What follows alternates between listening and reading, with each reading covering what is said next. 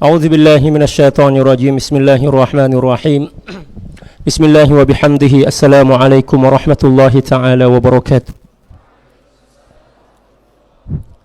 الحمد لله والصلاة والسلام على سيدنا رسول الله وعلى آله وصحبه ومن والاه أما بعد سبحانك لا علم لنا إلا ما علمتنا إنك أنت العليم الحكيم ولا حول ولا قوة إلا بالله العلي العظيم رب اشرح لي صدري ويسر لي أمري واحلل عقدة من لساني يفقه قولي وصلى الله على سيدنا محمد وعلى آله وصحبه وسلم والحمد لله رب العالمين. Alhamdulillah, insyaAllah kita akan kembali meneruskan daurah kita dari kitab Al-Mukhtasar an Haqa'iqit Tasawuf, halaman 9 ya. Oke. Qala radhiyallahu ta'ala an nash'atu ilmi tasawuf, perkembangan ilmu tasawuf. Jadi secara ringkas, ilmu tasawuf itu adalah ilmu yang memang merupakan ruhul Islam, ruhul din, ruh dari ajaran Islam dan agama kita. Dan pengamalan mulai dari Sayyidina Adam alaihissalam, melalui cara hidup beliau, demikian juga sifat-sifat dan juga contoh-contoh kebaikan yang diajarkan oleh baginda Nabi Adam kepada kita semua. Seperti yang telah disebutkan oleh Allah Subhanahu wa taala di dalam Al-Qur'an, di antaranya adalah ketika Nabi Adam berdoa kepada Allah Subhanahu wa taala setelah ditakdirkan melakukan pelanggaran, yaitu memakan buah pohon ya, syajaratul khuld. Ya. Baginda Nabi Adam memohon pengampunan dari Allah Subhanahu wa taala. Qala rabbana zalamna anfusana wa illam taghfir lana wa tarhamna lanakunanna minal khasirin. Dan permohonan atau doa Nabi Adam ini adalah cerminan dari sifat tawadhu dan juga sifat kehambaan yang ditunjukkan dan dicontohkan kepada kita ketika baginda Nabi Adam berhadapan dengan Allah Subhanahu wa taala dengan sifat kehambaan yang sempurna, beriktiraf ya, mengakui kesalahan dan dosa-dosa yang dilakukan secara zahir oleh beliau, walaupun sebenarnya para nabi dan rasul adalah maksumun. Itu akidah kita Ahlussunnah wal Jamaah ya. Seluruh nabi dan rasul itu maksum, terjaga dan terpelihara dari dosa dan juga kesalahan. Lalu pelanggaran yang dilakukan oleh Nabi Adam ketika itu adalah pelanggaran secara suri, al-khata'us suri kata para ulama. Zahirnya atau secara lahiriah seakan-akan Nabi Adam melakukan kesalahan, padahal sama sekali tidak. Karena apabila kita meyakini bahwa Nabi Adam melakukan dosa, itu sangat bertolak belakang dengan prinsip-prinsip kesucian para nabi dan rasul, di mana mereka maksum. Gitu ya. Jadi apa yang dilakukan oleh baginda Nabi Adam itu tidak mewakili diri beliau sebagai seorang nabi dan rasul, akan tetapi sedang memberikan gambaran secara umum bahwa manusia dari anak cucu Nabi Adam akan melakukan dosa seperti yang telah dilakukan oleh secara zahir oleh Nabi Adam. Gitu ya. Contoh seperti inilah. Sebelum baginda Nabi Adam memakan buah yang dilarang, wala taqraba hadhihi syajarata fatakuna minadh dhalimin, istilah maksiat itu tidak pernah didengar oleh para malaikat, demikian juga seluruh makhluk yang pernah diciptakan oleh Allah Subhanahu wa taala. Karena seluruh nabi, demikian juga para malaikat, mereka maksum. La ya'sunallaha ma amarahum la ya'sunallaha ma amarahum wa yaf'aluna ma yu'marun. Para malaikat seperti itu. Mereka tidak bermaksiat kepada Allah Subhanahu wa taala dan mereka hanya melakukan apapun yang diperintahkan oleh Allah Subhanahu wa taala. Istilah maksiat itu tidak pernah terdengar sebelum penciptaan Nabi Adam. Dan Allah Subhanahu wa taala telah mentakdirkan bahwa manusia ini akan melakukan maksiat.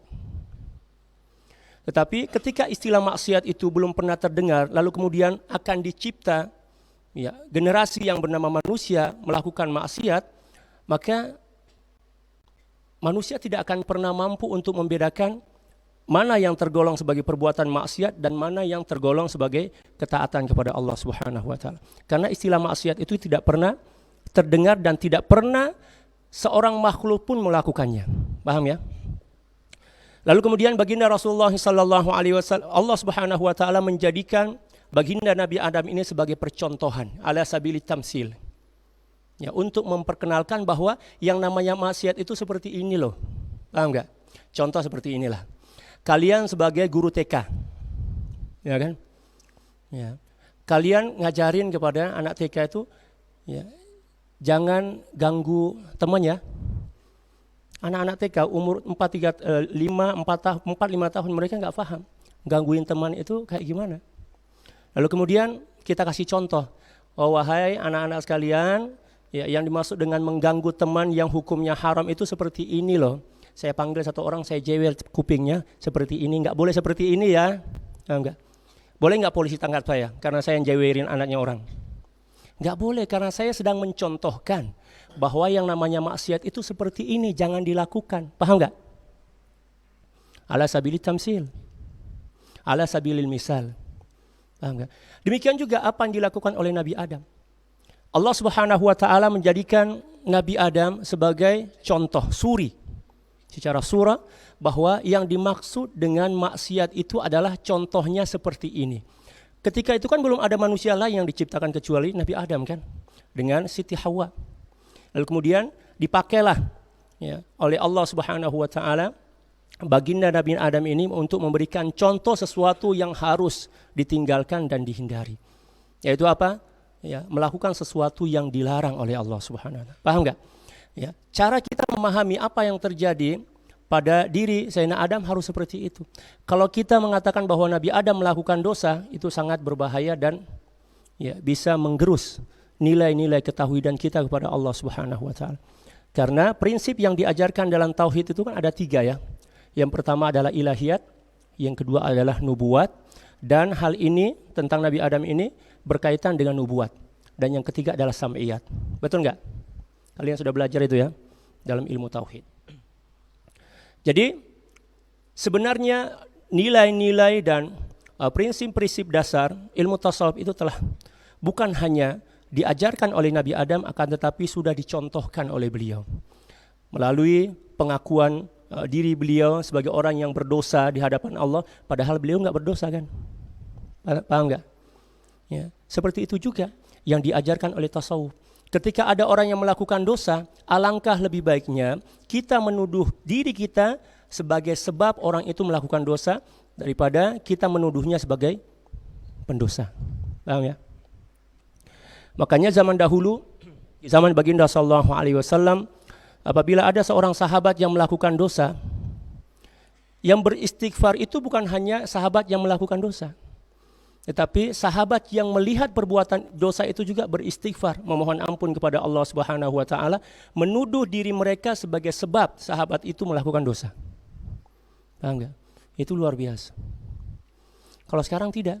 Sudah nyata-nyata kita yang melakukan dosa, setelah itu enggak sampai di situ aja, mengkambing hitamkan orang lain. Ini karena kamu, ini karena kamu, dan lain sebagainya. Dan itu sangat bertentangan dengan nilai-nilai tasawuf. Paham ya? Jadi sebenarnya tasawuf ini telah ada ya, bukan hanya di zaman baginda sallallahu alaihi wasallam, akan tetapi jauh sebelum itu dalam kehidupan Sayyidina Adam nilai-nilai tasawuf itu telah tercermin dan juga telah dicontohkan oleh beliau alaihi salatu wassalam. Yaqulu Dr. Ahmad Al-Waish radhiyallahu taala an, Dr. Ahmad Al-Waish berkata, qad yatasaalul katsiruna 'anis sababi fi 'adam intishari ad-da'wati ila at-tasawuf fi sadril Islam. Ya, sungguh ya, banyak orang yang bertanya tentang sebab mengapa tasawuf itu tidak tersebar pada awal-awal datangnya Islam. Wa 'adamu zuhuri hadhihi ad-da'wati illa ba'da ahdi as-sahabati wat tabi'in. Dan juga bertanya tentang alasan mengapa ajaran tasawuf ini tidak terlalu menonjol atau tidak terlihat kecuali setelah zaman sahabat dan tabi'in. Wal jawabu an hadza, dan jawaban dari pertanyaan ini adalah innahu lam takun min hajatin ilaiha fil asril awal. Sesungguhnya seruan untuk mengamalkan tasawuf itu tidak diperlukan pada awal-awal kedatangan Islam. Kenapa? Lianna ahla hadzal asri kanu ahlat tuqa, ahla taqwa wara. Karena sesungguhnya generasi ketika itu, generasi saat itu, yaitu para sahabat, mereka semuanya adalah ahli takwa dan juga memiliki sifat wara. Contohnya seperti ini. Ada orang sedang makan. Layak nggak kita ajak makan? Dia sedang makan. Ayo makan yuk, padahal dia sedang makan. Salah alamat kan? Sama juga, para sahabat yang telah mengamalkan tasawuf dan jiwa mereka menyatu dengan tasawuf, kita ajak untuk mengamalkan tasawuf. Itu kan apa itu?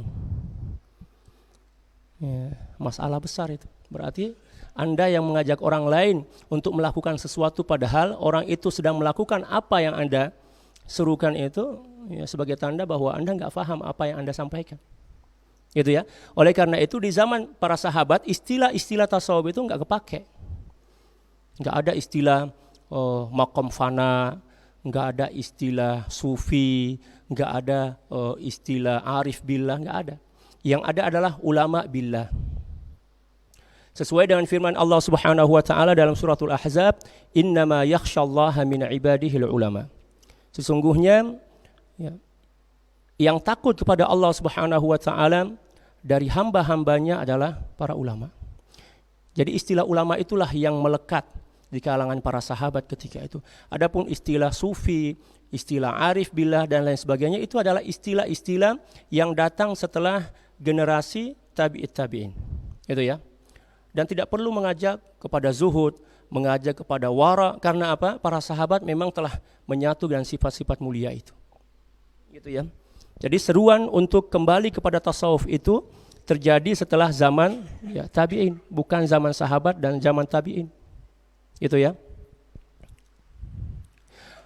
Allah. Wa arbaba mujahadatin wa iqbalin 'ala al-ibadati bi tabi'atihin. Dan para sahabat ini adalah orang-orang yang sangat kuat melakukan mujahadah, perlawanan terhadap nafsu. Sayyidina Umar bin Khattab radhiyallahu taala an pernah berkata, "Tarakna 70 baban minal halal." Kami meninggalkan 70 hal yang dianggap sebagai sesuatu yang halal karena takut terjebak dengan sesuatu yang tidak diperbolehkan oleh syariat. Yang haram saja. Hal-hal yang mubah pun mereka tinggalkan. Kenapa? Mereka memiliki sifat wara. Yang halal pun mereka tinggalkan. Kalau kita jangankan yang halal, yang haram pun kita ambil juga. Itu ya. Nauzubillah.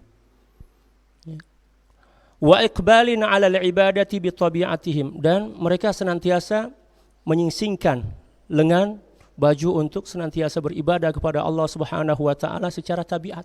Enggak perlu diajak. Natural lah istilah kita ya. Natural kalau istilah kita.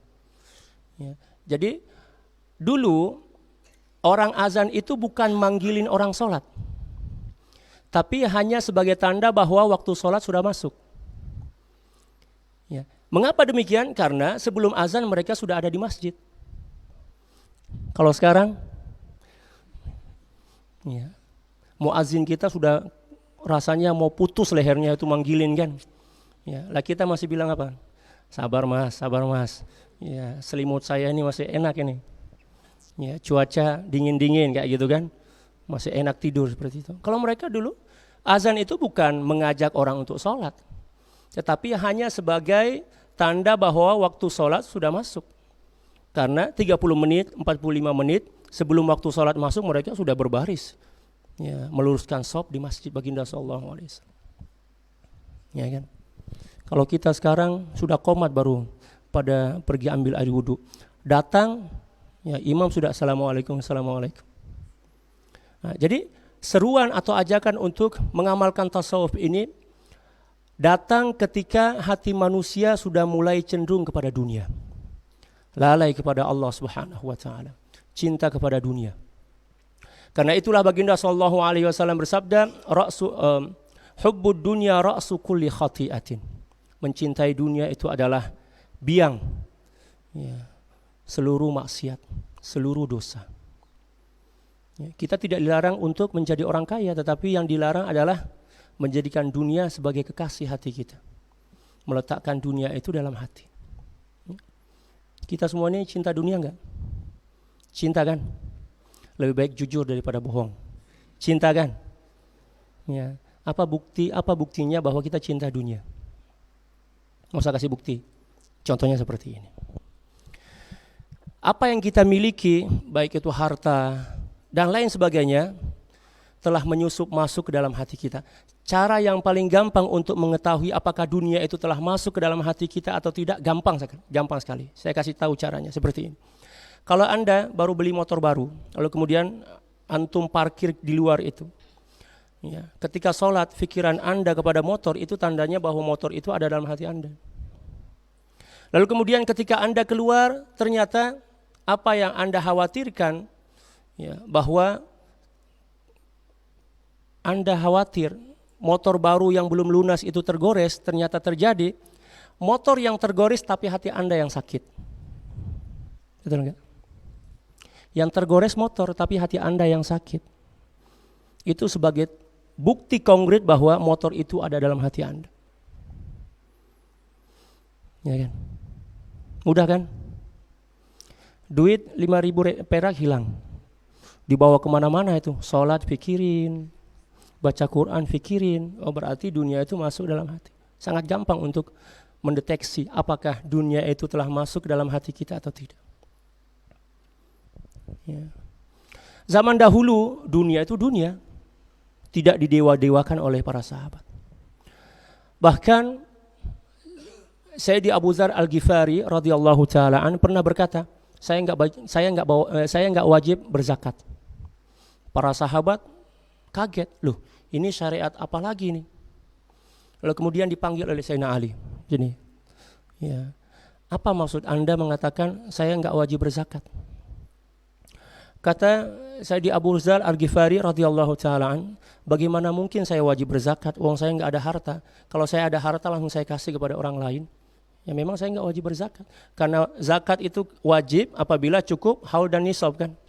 Ya beliau enggak ada haul dan nisab karena seluruh harta beliau boleh berikan kepada orang lain. Ya kalau kita, ya Allah, ya, tabungan di masa tua kita enggak cukup-cukup itu. Ya kan? Seolah-olah kita masih akan hidup 1000 tahun lagi. Padahal kata para ulama, i'mal li dunyaka ka'annaka apa? Ta'ishu abadan wa'mal li akhiratika ka'annaka tamutu ghadan. Ya kan? Allah.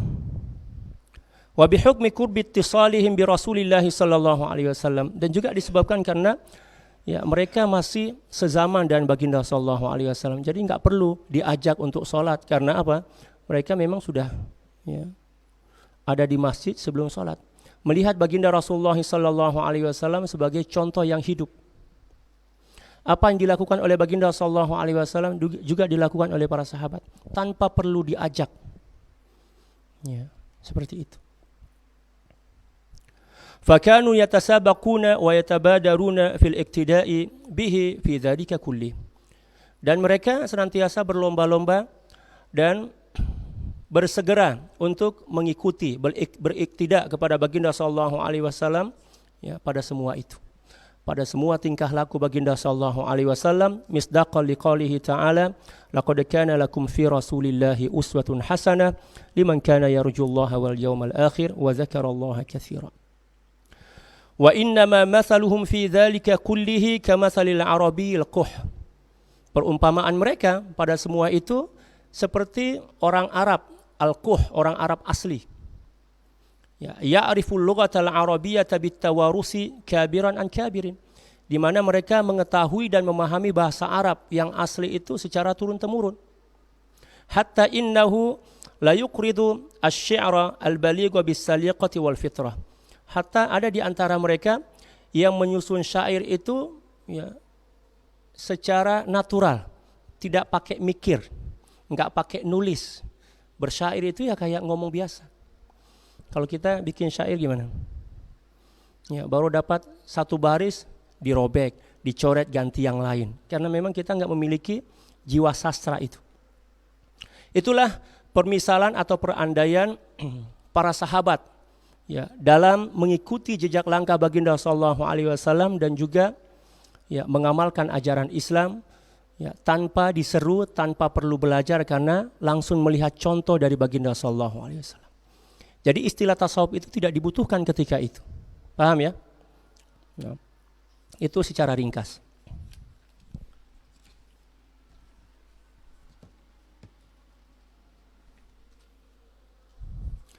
Lalu kemudian kita lanjutkan ya pada halaman 12. Ya, kita lompat-lompat aja ya. Kalau baca semua ini enggak habis ini.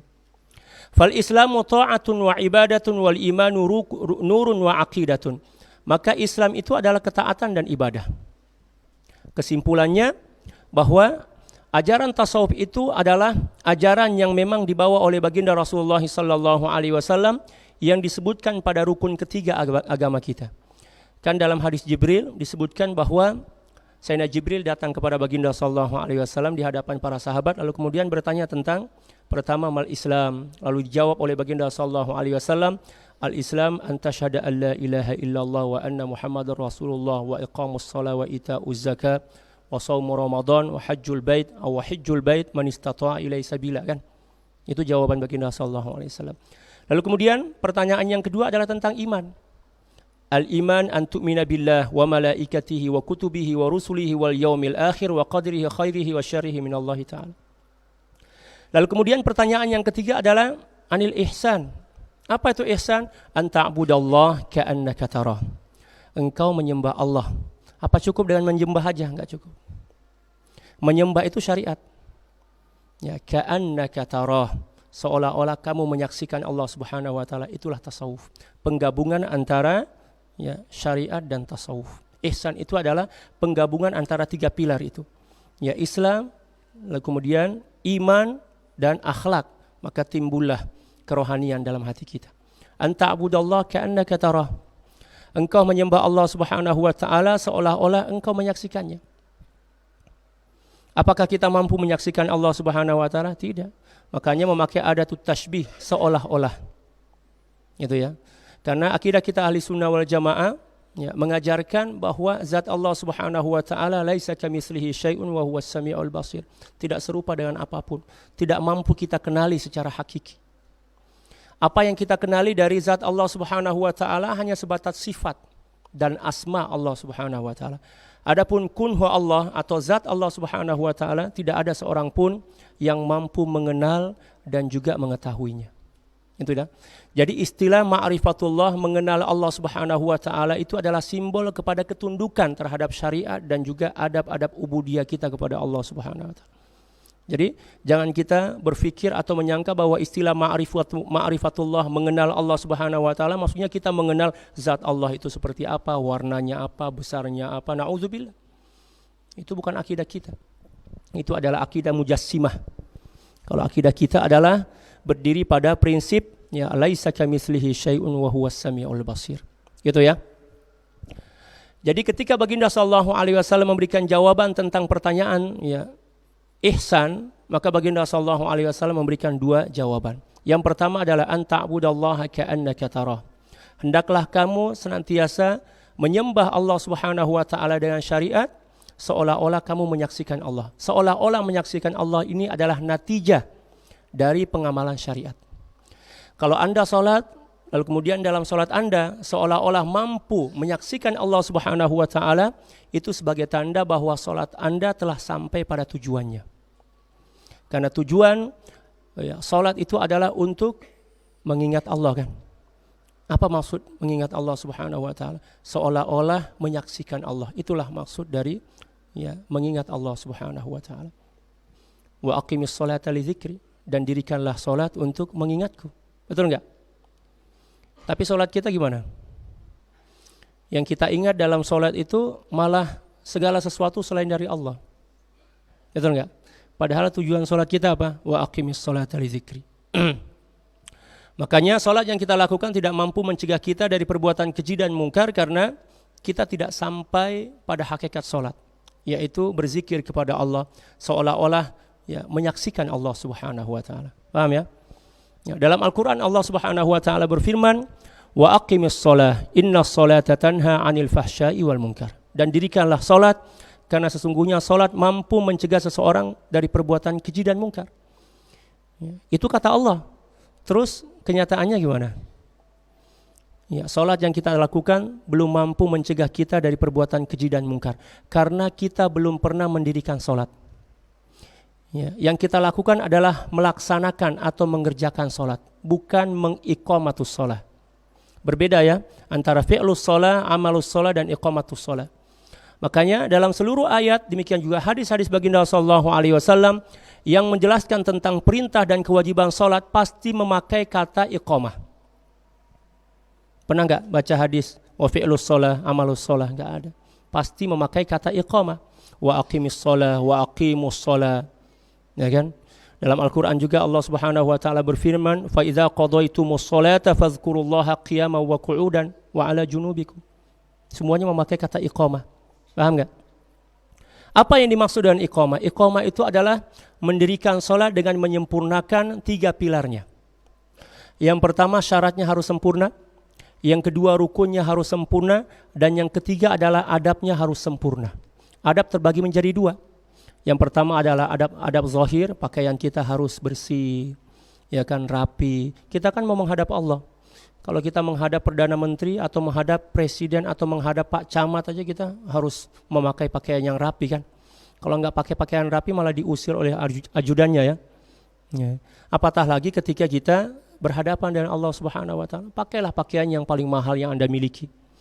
Ya. Pakailah pakaian Anda yang paling bersih, yang paling rapi yang Anda miliki, karena Anda akan berjumpa dengan Allah Subhanahu wa taala yang menciptakan Anda. Ya, dalam Al-Qur'an Allah Subhanahu wa taala memerintahkan kita untuk membawa seluruh kekayaan kita atau membawa pakaian yang terbaik yang kita miliki ketika kita beribadah kepada Allah. Ya bani Adam khudhu zinatakum 'inda kulli masjidi wa kulu washrabu wa la tusrifu innahu la yuhibbul musrifin. Hai anak manusia, ya, anak cucu keturunan Nabi Adam, bawalah perhiasan kalian ketika datang ke masjid. Maksudnya apa? Ya, bukan hanya datang ke masjid, maksudnya adalah sholat. Min dzikril mahal wa iradatil hal. Itu ya, kalau belajar balaghah ya. Yang disebut adalah masjidnya, tetapi yang dimaksudkan adalah sesuatu yang dilakukan di masjid itu, yaitu sholat. Bawa pakaian kita yang paling bersih, yang paling rapi, yang paling baru, yang paling mahal dari seluruh pakaian yang kita miliki. Ya. Agar adab zahir sholat itu ditunaikan dengan baik. Ya, gitu ya. Yang kedua adalah adabul batin, adab batin hati kita. Keikhlasan, khusyuk, ta'zim kepada Allah Subhanahu wa taala, dan natijah dari seluruh adab zahir dan batin adalah ya ka'annaka tarah, seolah-olah kamu menyaksikan Allah Subhanahu wa taala. Itulah natijahnya. Itulah hakikatnya. Kalau enggak mampu, kata baginda sallallahu alaihi wasallam, fa illam takun tara fa innahu yarak. Kalau enggak mampu beribadah kepada Allah Subhanahu wa taala seolah-olah kita menyaksikan Allah Subhanahu wa taala, melihat Allah Subhanahu wa taala, karena banyaknya hijab dalam hati kita, hijab nafsu, hijab syahwat, demikian juga kepentingan kepada dunia, dosa dan maksiat, maka kata baginda sallallahu alaihi wasallam, fa innahu yarak. Yakinlah bahwa Allah Subhanahu wa taala senantiasa melihat dan mengawasimu. Itu ya. Kalau kita menghadirkan muraqabatullah di dalam diri kita, berani enggak kita mencuri? Ya, berbohong. Ya, melakukan hal-hal yang tidak disukai oleh Allah Subhanahu wa taala, enggak berani. Coba kalian masuk ke supermarket misalnya, yang penuh dengan CCTV, berani enggak nyolong permen? Enggak berani. Dilihat CCTV. CCTV kan bisa rusak. Mati lampu enggak bisa ngerekam video kita kan? Lah, Allah Subhanahu wa taala emang pernah tidur? Ya, pernah istirahat? Enggak ada istirahat, enggak ada tidur-tidur. Senantiasa kita diawasi oleh Allah Subhanahu wa taala. Baik secara langsung diawasi oleh Allah Subhanahu wa taala, demikian juga tidak secara tidak langsung. Malaikat senantiasa bersama kita, dan apa yang ada di sekitaran kita, ya, di persekitaran kita bahasa Melayu ya, itu juga akan menjadi saksi atas apa yang kita lakukan. Ada orang yang melakukan dosa di tengah malam yang gelap gulita. Ya, malam itulah yang akan menjadi saksinya. Malam itulah yang akan bersaksi di hadapan Allah Subhanahu wa taala ketika mulut kita dikunci oleh Allah Subhanahu wa taala, al-yauma nakhtimu ala afwahihim wa tukallimuna aydihim wa tashhadu arjuluhum bima kanu yaksibun. Itu ya. Maka hati-hati. Ya. Dan ajaran tasawuf itu berlandaskan pada apa yang disabdakan oleh baginda sallallahu alaihi wasallam tentang maqamul ihsan. Gitu ya. Ya. Jadi maqam atau tasawuf itu bukan ajaran baru. Tasawuf itu adalah ajaran yang memang merupakan ruh dari ajaran Islam. Makanya maqamul ihsan itu diletakkan oleh baginda sallallahu alaihi wasallam pada tingkatan yang ketiga. Karena maqam tasawuf atau ihsan itu adalah sebagai natijah dari pengamalan dua pilar di bawah tadi, yaitu maqamul Islam dan iman. Natijahnya adalah ihsan. Gitu ya. Ketika seseorang telah sampai kepada maqam ihsan, maka ada pembuktian ya, dari sisi akhlaknya. Akan terlihat mudah menyayangi orang lain, memaafkan orang lain, berbagi kepada orang lain, tidak gampang tersinggung ketika ada orang yang menyinggungnya, ya kan? Tidak merasa diri lebih hebat dibandingkan orang lain. Itu adalah natijah dari maqam ihsan. Gitu ya. Ya. Selanjutnya Allah. Fal Islamu ta'atun wa ibadatun. Maka Islam itu adalah ajaran tentang ketaatan dan ibadah kepada Allah. Wal imanu nurun wa aqidah. Adapun iman, dan iman itu adalah cahaya dan keyakinan. Wal ihsanu maqamu muraqabatin wa musyahadah. Adapun ihsan adalah maqam muraqabah. Ya, maqam di mana kita senantiasa merasa diawasi dan dilihat oleh Allah Subhanahu wa taala. Makanya para aulia ketika mereka duduk itu duduknya ya bukan asal duduk kayak kita. Kalau kita ini duduk dengan gaya preman. Ya kan? Kalau para aulia duduknya, coba antum lihat foto-foto guru besar kita. Ya kan? Bapak Maulana Syekh, luar biasa, duduk beliau itu beradab sekali. Duduk seperti ini. Ya kan? Ya, bersila. Kalau kita kan duduk kita ngangkang, angkat kaki, macam-macam gaya kita kan. Gaya kodok lah. Karena kita enggak ada perasaan, enggak ada rasa bahwa Allah Subhanahu wa taala itu mengawasi kita. Kalau kita merasa atau yakin bahwa Allah Subhanahu wa taala senantiasa mengawasi kita, kita enggak berani ya, duduk berdiri dengan cara yang tidak sopan. Karena kita merasa diawasi oleh Allah Subhanahu wa taala. Itu ya. Ya. Allah. Wa musyahadah. Jadi maqam ihsan itu adalah maqamul muraqabah, maqamu muraqabatin wa musyahadah. Itu ya. An ta'budallaha ka'annaka tara fa illam takun tara fa innahu yara. Itulah kesimpulan dari sejarah ya tasawuf. Jadi tasawuf itu sudah ada di zaman baginda sallallahu alaihi wasallam yang diwarisi secara temurun dari generasi-generasi sampai hari ini pada generasi kita. Gitu ya. Ahammiyatut tasawuf. Ya. Urgensi mempelajari ilmu tasawuf. Inna takalif asy-syar'iyyah allati umira biha al-insanu fi khassati nafsihi tarji'u ila qismain. Sesungguhnya beban-beban syariat yang diperintahkan oleh Allah Subhanahu wa taala kepada manusia khusus pada dirinya ya kembali kepada dua bagian. Ahkamun ya boleh ahkamin, boleh ahkamun ya. Itu nahunya enggak usah disinggung di sini. Ahkamun tata'allaqu bil a'mali adh-dhahira. Yang pertama adalah hukum-hukum yang berkaitan dengan amal-amal zahir. Wa ahkamun tata'allaqu bil a'malil batinah. Yang kedua adalah hukum yang berkaitan dengan amal-amal batin, hati. Au bi ibaratin ukhra, ataupun dengan redaksi yang lain, ahkamun tata'allaqu bi badanil insani wa jismih. Yang pertama adalah hukum yang berhubungan dengan badan dan jasmani manusia. Wa a'malun tata'allaqu bi qalbih. Yang kedua adalah amal-amal yang berhubungan dengan hatinya. Fala amalul jismiyatu naw'ani. Maka amal-amal zahir atau jusmani terbagi menjadi dua, awamirun wa nawahin. Yang pertama adalah perintah dan yang kedua adalah larangan. Nawahin ya, bukan nawahun ya. Itu marfu' dengan apa itu? Itu apa namanya? Tanwin apa itu? Iwad anil harfi kan. Nah, ini baca alfiyahnya ya. Fal awamirul ilahiyatu ya hiya kas-salati waz zakah wal hajj. Maka perintah-perintah ya, ketuhanan itu diantaranya adalah salat, ya, zakat, wal haji, wa amman nawahi fahiya kal qatli waz zina was sariqati wa syurbil khamr. Adapun larangan-larangan dari sudut syariat zahir seperti membunuh, berzina, mencuri dan minum khamar. Ya. Tadi dijelaskan kan bahwa seluruh rangkaian ajaran Islam itu terbagi menjadi dua. Yang pertama adalah hukum yang berkaitan dengan zahir kita, dan yang hukum berkaitan dengan zahir ini terbagi dua.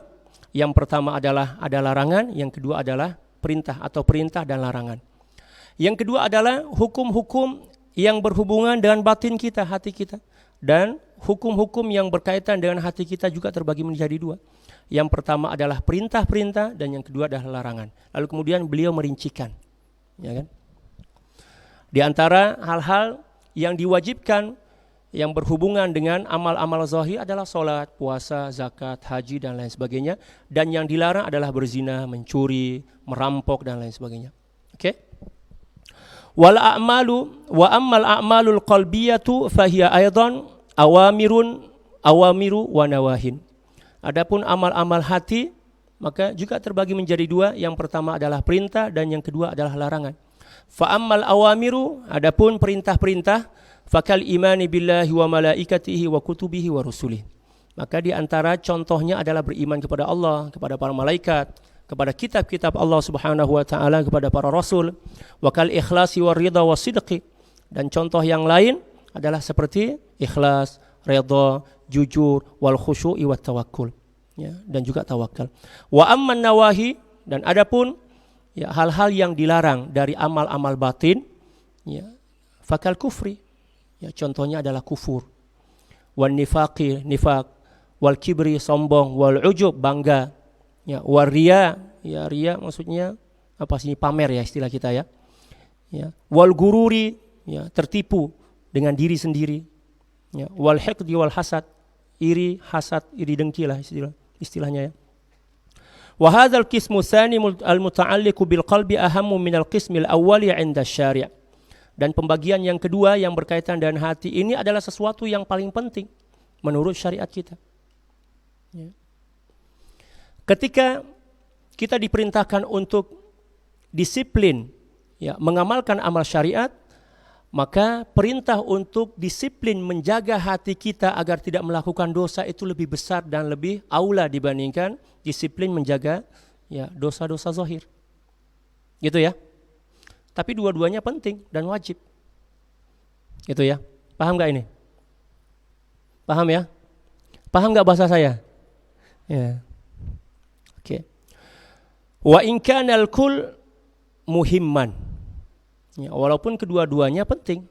Ya, bukan muhamman ya, tapi muhimman, itu salah itu barisnya. Li'annal batina asasuz zahir wa masdaruhu. Karena sesungguhnya batin itu adalah, ya, pondasi zahir dan juga merupakan asalnya. Wa a'maluhu mabda'u a'maliz zahir. Dan amal-amal batin ini adalah, ya, prinsip, ya, dasar amal-amal zahir. Fa fi fasadihi ikhlalu baqiyatil a'maliz zahirah. Dengan rusaknya hati maka akan menjadi rusaklah seluruh amal-amal zahir. Gitu ya. Wa fi dzalika qala ta'ala faman kana yarju liqa'a rabbih falyamal 'amalan shalihan wa la yusyrik bi'ibadati rabbih ahada. Firman Allah Subhanahu wa taala, barang siapa yang menginginkan pertemuan dengan Rabb-nya, dengan Allah Subhanahu wa taala. Pertemuan di sini bukan hanya di dunia, bukan hanya di akhirat ya, tetapi pertemuan di dunia dengan hati. Ya. Liqa Allah memiliki dua makna. Yang pertama adalah liqa'ullah fil akhirah. Ya, yang kedua adalah liqa'ullah, ya, fid dunya bima'rifatihi. Ya, liqa Allah, ya, berjumpa dengan Allah di akhirat nanti dengan memandang ke wajah Allah Subhanahu wa taala, kepada kebesaran zat Allah Subhanahu wa taala, Sesuai dengan firman Allah Subhanahu wa taala, wujuhu yauma idzin nadhirah ila rabbiha nadhirah. Ketika itu wajah mereka berseri-seri karena memandang ke wajah Allah Subhanahu wa taala.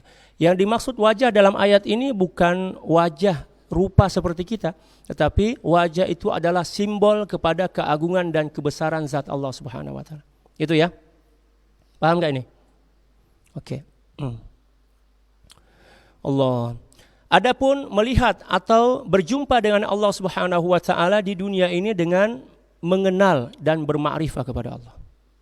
Orang yang mengenal Allah Subhanahu wa taala, dia senantiasa merasa berjumpa dengan Allah Subhanahu wa taala, merasa diperhatikan oleh Allah Subhanahu wa taala, merasa melihat seolah-olah melihat Allah Subhanahu wa taala, sehingga tindak tanduknya itu akan senantiasa terkontrol dan tidak akan pernah melakukan ataupun berani melakukan maksiat.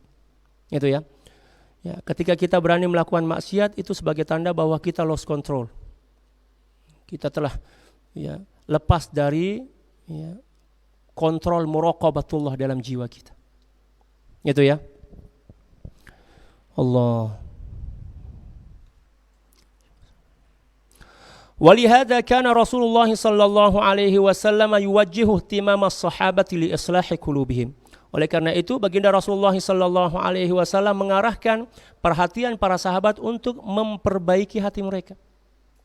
Itu ya. Ya, ittaqullah kata baginda sallallahu alaihi wasallam. Ya. Jadi baginda sallallahu alaihi wasallam lebih memfokuskan dakwah baginda sallallahu alaihi wasallam itu pada pembenahan hati daripada dibandingkan pembenahan zahir. Karena apabila hati kita baik, maka zahir kita baik. Dan apabila hati kita rusak, maka seluruh perbuatan atau tingkah laku zahir kita juga akan rusak. Ya kan?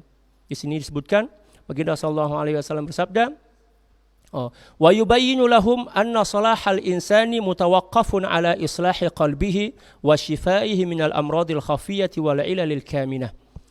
Dan baginda sallallahu alaihi wasallam juga menjelaskan kepada para sahabat bahwa sesungguhnya pembenahan atau perbaikan diri manusia itu bergantung kepada pembenahan hatinya. Dan sembuhnya hati itu dari penyakit-penyakit yang tersembunyi dan juga kotoran-kotoran atau penyakit-penyakit amrod dengan ilal itu sama al-kaminah yang tersembunyi di dalam hati. Wa huwa alladhi yaqul, dan dialah baginda sallallahu alaihi wasallam yang bersabda, ala in wa inna fil jasadi mudghatan idza saluhat saluhal jasadu kullu wa idza fasadat fasadal jasadu kull ala wahyal qalb. Ketahuilah bahwa sesungguhnya di dalam diri manusia itu ada segumpal daging. Apabila segumpal daging itu baik, maka baiklah seluruh jasadnya. Orang yang hatinya bertakwa kepada Allah Subhanahu wa taala, dia tidak akan pernah berani melakukan hal-hal yang bisa merusakkan zahir dan batinnya. Gitu ya. Apa yang menjadi sebab orang bunuh diri? Stres kan? Kerasukan hantu misalnya. Ya, apa yang menyebabkan dia kerasukan hantu? Karena imannya rapuh. Ya, karena hatinya lemah. Dan semua kembali kepada hati, keadaan hati kita. Oleh karena itu, baginda sallallahu alaihi wasallam lebih menitik beratkan dakwah baginda sallallahu alaihi wasallam kepada pembenahan dan perbaikan hati. Karena kalau hatinya sudah tertata dengan baik, lalu kemudian akidahnya sudah bagus, maka insya Allah perbuatan zahirnya juga baik. Gitu ya.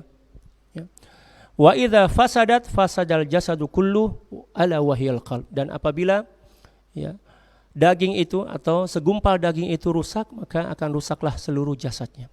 Dan ketahuilah bahwa yang dimaksud dengan daging itu adalah segumpal daging itu adalah hati. Maka berhati-hatilah dengan hati Anda. Itu ya. Allah. Kama kana alaihi salatu wassalam yu'allimuhum anna mahalla nazarillahi ta'ala ila ibadihi innama huwal qalb. Sebagaimana juga baginda Rasulullah sallallahu alaihi wasallam mengajarkan kepada para sahabat bahwa tumpuan penilaian dan tatapan Allah Subhanahu wa taala dari seorang hamba itu terletak pada hatinya. Itu ya, yang dilihat oleh Allah itu adalah hati kita. Kalau hati kita baik, pasti perbuatan kita baik. Jangan banyak alasan, ini hanya mulut saya yang seperti itu, hati saya baik. Pembohong. Kalau hati Anda baik, mulut Anda pasti baik. Paham enggak? Kalau hati Anda baik, mata Anda tidak jelalatan. Betul enggak? Ini bukan nyindir siapa-siapa ya. Kalau yang merasa tersindir itu bukan urusan saya. Ya. Jadi semua kembali kepada hati. Kalau hati kita baik, lisan kita baik, mata kita baik, langkah kaki kita ke tempat-tempat yang baik, telinga kita akan mendengarkan hal-hal yang baik. Tapi kalau hati kita rusak, sakit, ya, penuh dengan kotoran, maka itu juga lah yang akan ya, terlihat pada perbuatan zahir kita. Itu ya. Suatu hari baginda sallallahu alaihi wasallam sedang duduk bersama para sahabat di Masjid Nabawi, lalu kemudian datanglah seorang ahli ibadah yang tidak belajar tasawuf. Ya, kan? Orang kampung lah datang sholat. Sambil sholat sambil nyisir-nyisir jengkotnya pakai jari itu. Allahu Akbar. Gitu.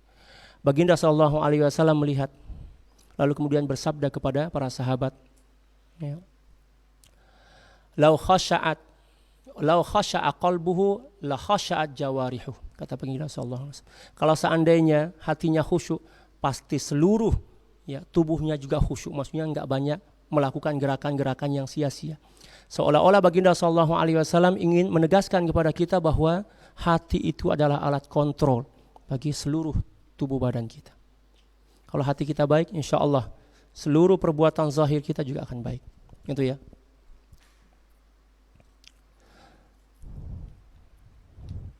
Famada masalahul insani marbutan bisalahi qalbihi alladhi huwa masdaru a'malihi az-zahira yata'ayyanu 'alaihi al-'amalu 'ala islahihi bi takhliyatihi min as-sifatil mazmumati allati nahana Allahu 'anha. Ketika kebaikan manusia itu atau pembenahan akhlak manusia itu terikat atau bergantung kepada kebaikan hatinya yang merupakan sumber dari seluruh amal zahir, ta'ayyana 'alaihi al-'amalu 'ala islahihi, maka menjadi wajiblah baginya untuk melakukan suatu upaya untuk memperbaiki hati itu. Bi takhliyatihi minas sifatil mazmumah, dengan membersihkan dan mensucikannya dari sifat-sifat yang tercela, allati nahana Allahu anha, yang dilarang oleh Allah Subhanahu wa taala kepada kita. Wa tahliyatihi bis sifatil hasanati allati amarana Allahu biha, dan juga melakukan tahliyah, yaitu menghiasi hati kita dengan sifat-sifat yang terpuji, yang baik, seperti apa yang telah diperintahkan oleh Allah Subhanahu wa taala. Wa inda idzin, maka ketika itu yakunul qalbu saliman sahihan. Ketika itulah hati akan menjadi ya saliman. Saliman itu maksudnya ya, sehat, sahihan, dan juga tanpa penyakit. Sehat juga, tapi terjemahannya tanpa penyakit. Karena tanpa penyakit maksudnya juga sehat kan? Ya gitu. Wa yakunu sahibuhu minal faizin an-najin, dan ketika itu juga lah pemilik hati itu tergolong sebagai orang-orang yang berhasil meraih kemenangan dan juga ya keselamatan. Yauma la yanfa'u malu wala banun illa man atallaha biqalbin salim.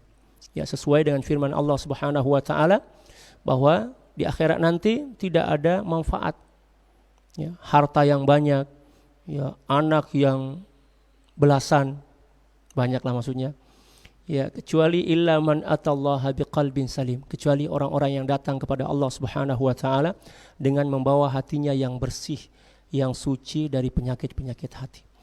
Jadi Al-Imam Al-Ghazali radhiyallahu taala an menjelaskan dalam kitab Ihya bahwa proses perjalanan ruh kepada Allah Subhanahu wa taala untuk meraih ma'rifah dan cintanya ada 3. Proses yang pertama diistilahkan dengan at-takhalli.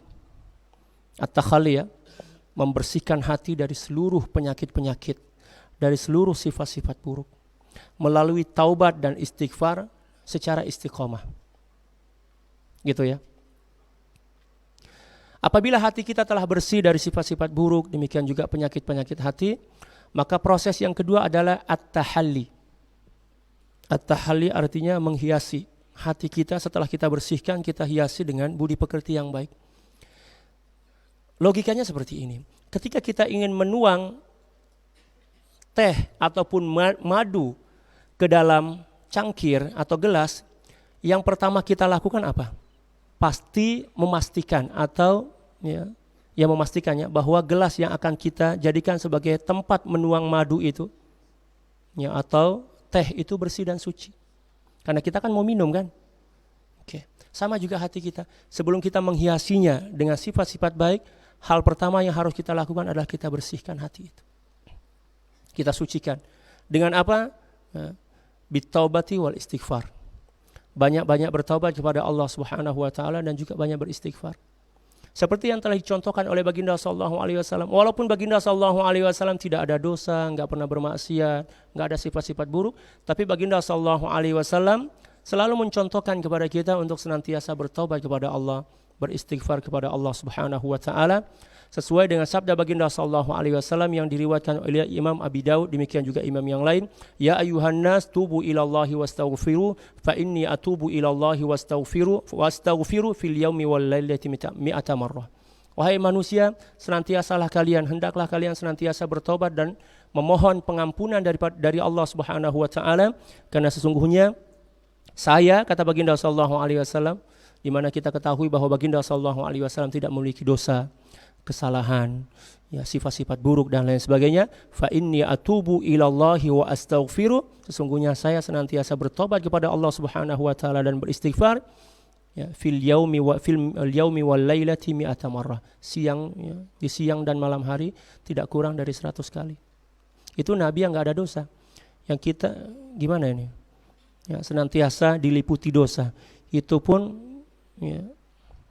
merasa enggak berdosa. Lalu kalau seandainya beristighfar atau bertobat, istighfar dan tobat kita perlu kita istighfarkan kembali. Seperti yang dikatakan oleh Sayyidah Rabi'atul Adawiyah, istighfaruna hadza yahtaju ila istighfarin katsir. Istighfar kita ini, apa maksudnya? Istighfar dengan mulut, tapi hati entah kemana, itu perlu kembali diistighfarkan, karena itu dianggap dosa di kalangan para aulia. Gimana ini? Baru sadar ya bahwa kita penuh dosa?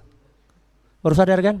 Itulah pentingnya kita belajar tasawuf, untuk menyadarkan tentang kekotoran dan lumpur-lumpur dosa yang menyelimuti hati kita. Baginda sallallahu alaihi wasallam bersabda, kullu bani Adam khata' wa khairul khata'ina tawwabun. Seluruh keturunan anak Nabi Adam ini pasti akan senantiasa melakukan maksiat. Khata' kan, bukan khati' ya. Khata' ilmu balaghah. Pasti akan senantiasa melakukan dosa. Tapi kata Baginda sallallahu alaihi wasallam, sebaik-baik manusia bukanlah manusia yang tidak pernah berdosa, karena mustahil manusia tidak pernah berdosa kecuali para nabi dan rasul. Wa khairul khatta'ina tawwabun, kata Baginda sallallahu alaihi wasallam. Dan sebaik-baik pendosa adalah seorang yang segera bertobat kepada Allah Subhanahu wa taala. Gitu ya. Jadi untuk melakukan tahliyah sebelum kita menuju tingkat yang kedua, yaitu tahalli. Yang pertama takhalli atau tahliyah sama aja. Tahalli dan tajalli. Ketika kita melakukan takhalli itu, yang harus kita lakukan adalah banyak bertobat dan beristighfar kepada Allah dengan sungguh-sungguh, dengan istiqamah, terutama taubat ya. Kalau untuk dosa-dosa kecil dan dosa-dosa pertengahan itu cukup dan istighfar dan melakukan banyak melakukan amal soleh, sudah cukup itu. Karena untuk dosa-dosa kecil cukup dengan melakukan amal soleh, maka dosa-dosa kecil itu dihapuskan oleh Allah Subhanahu wa taala sesuai dengan firman Allah Subhanahu wa taala dalam surat Hud, innal hasanati yudhhibnas sayyi'at. Sesungguhnya kebaikan-kebaikan yang kita lakukan itu mampu melebur dan menghancurkan dosa-dosa kecil. Gitu ya. Adapun dosa besar membutuhkan taubat. Dan taubat ini memiliki 4 syarat. Gitu ya. Syarat taubat. Yang pertama adalah talabul maghfirah atau talabul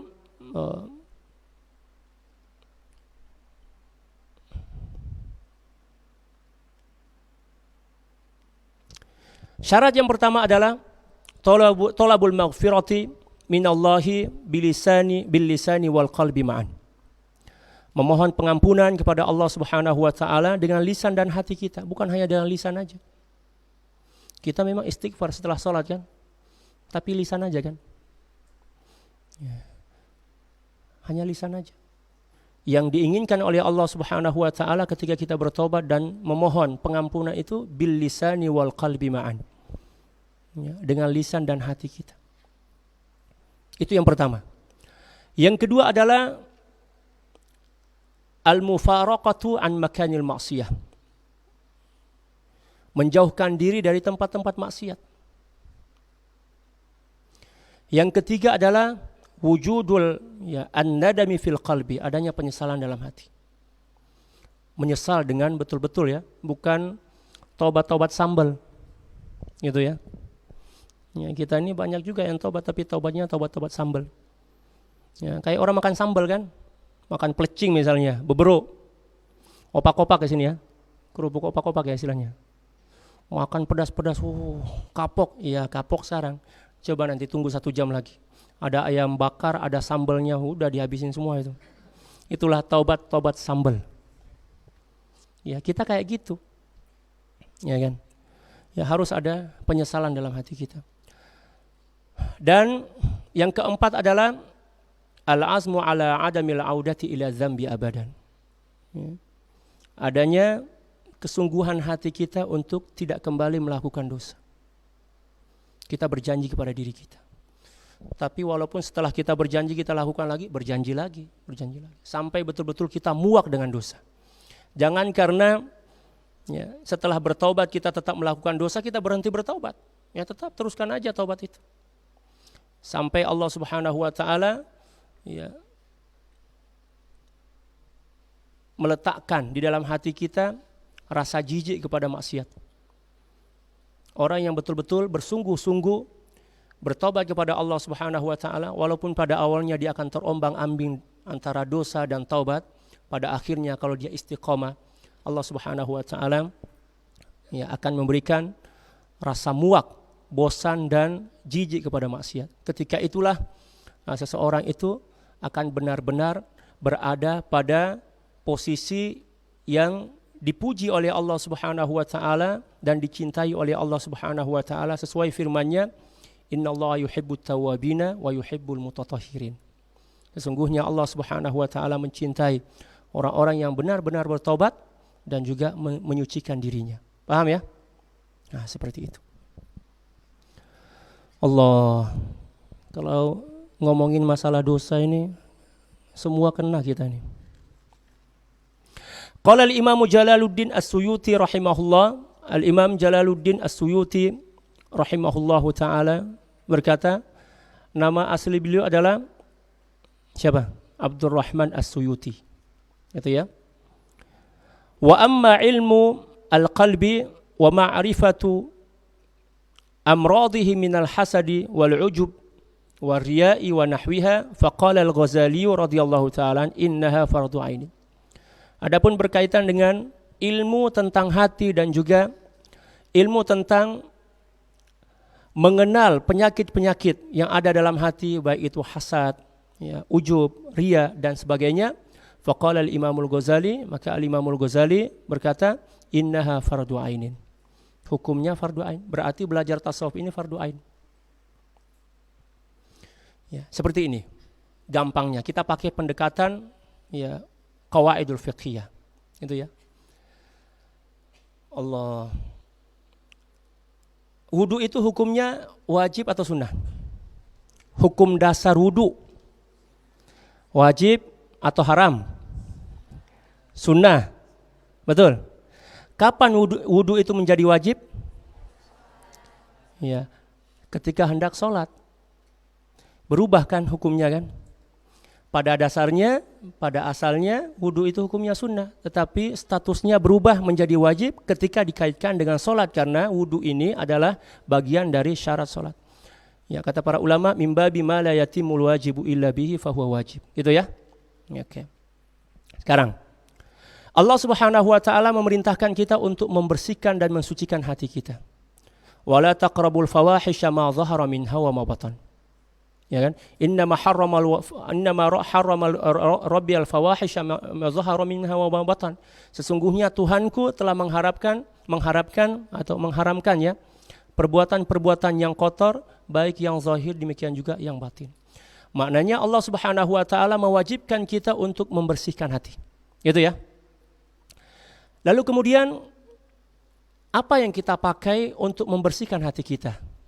Pasti ilmu lah kan. Ilmunya adalah ilmu tasawuf.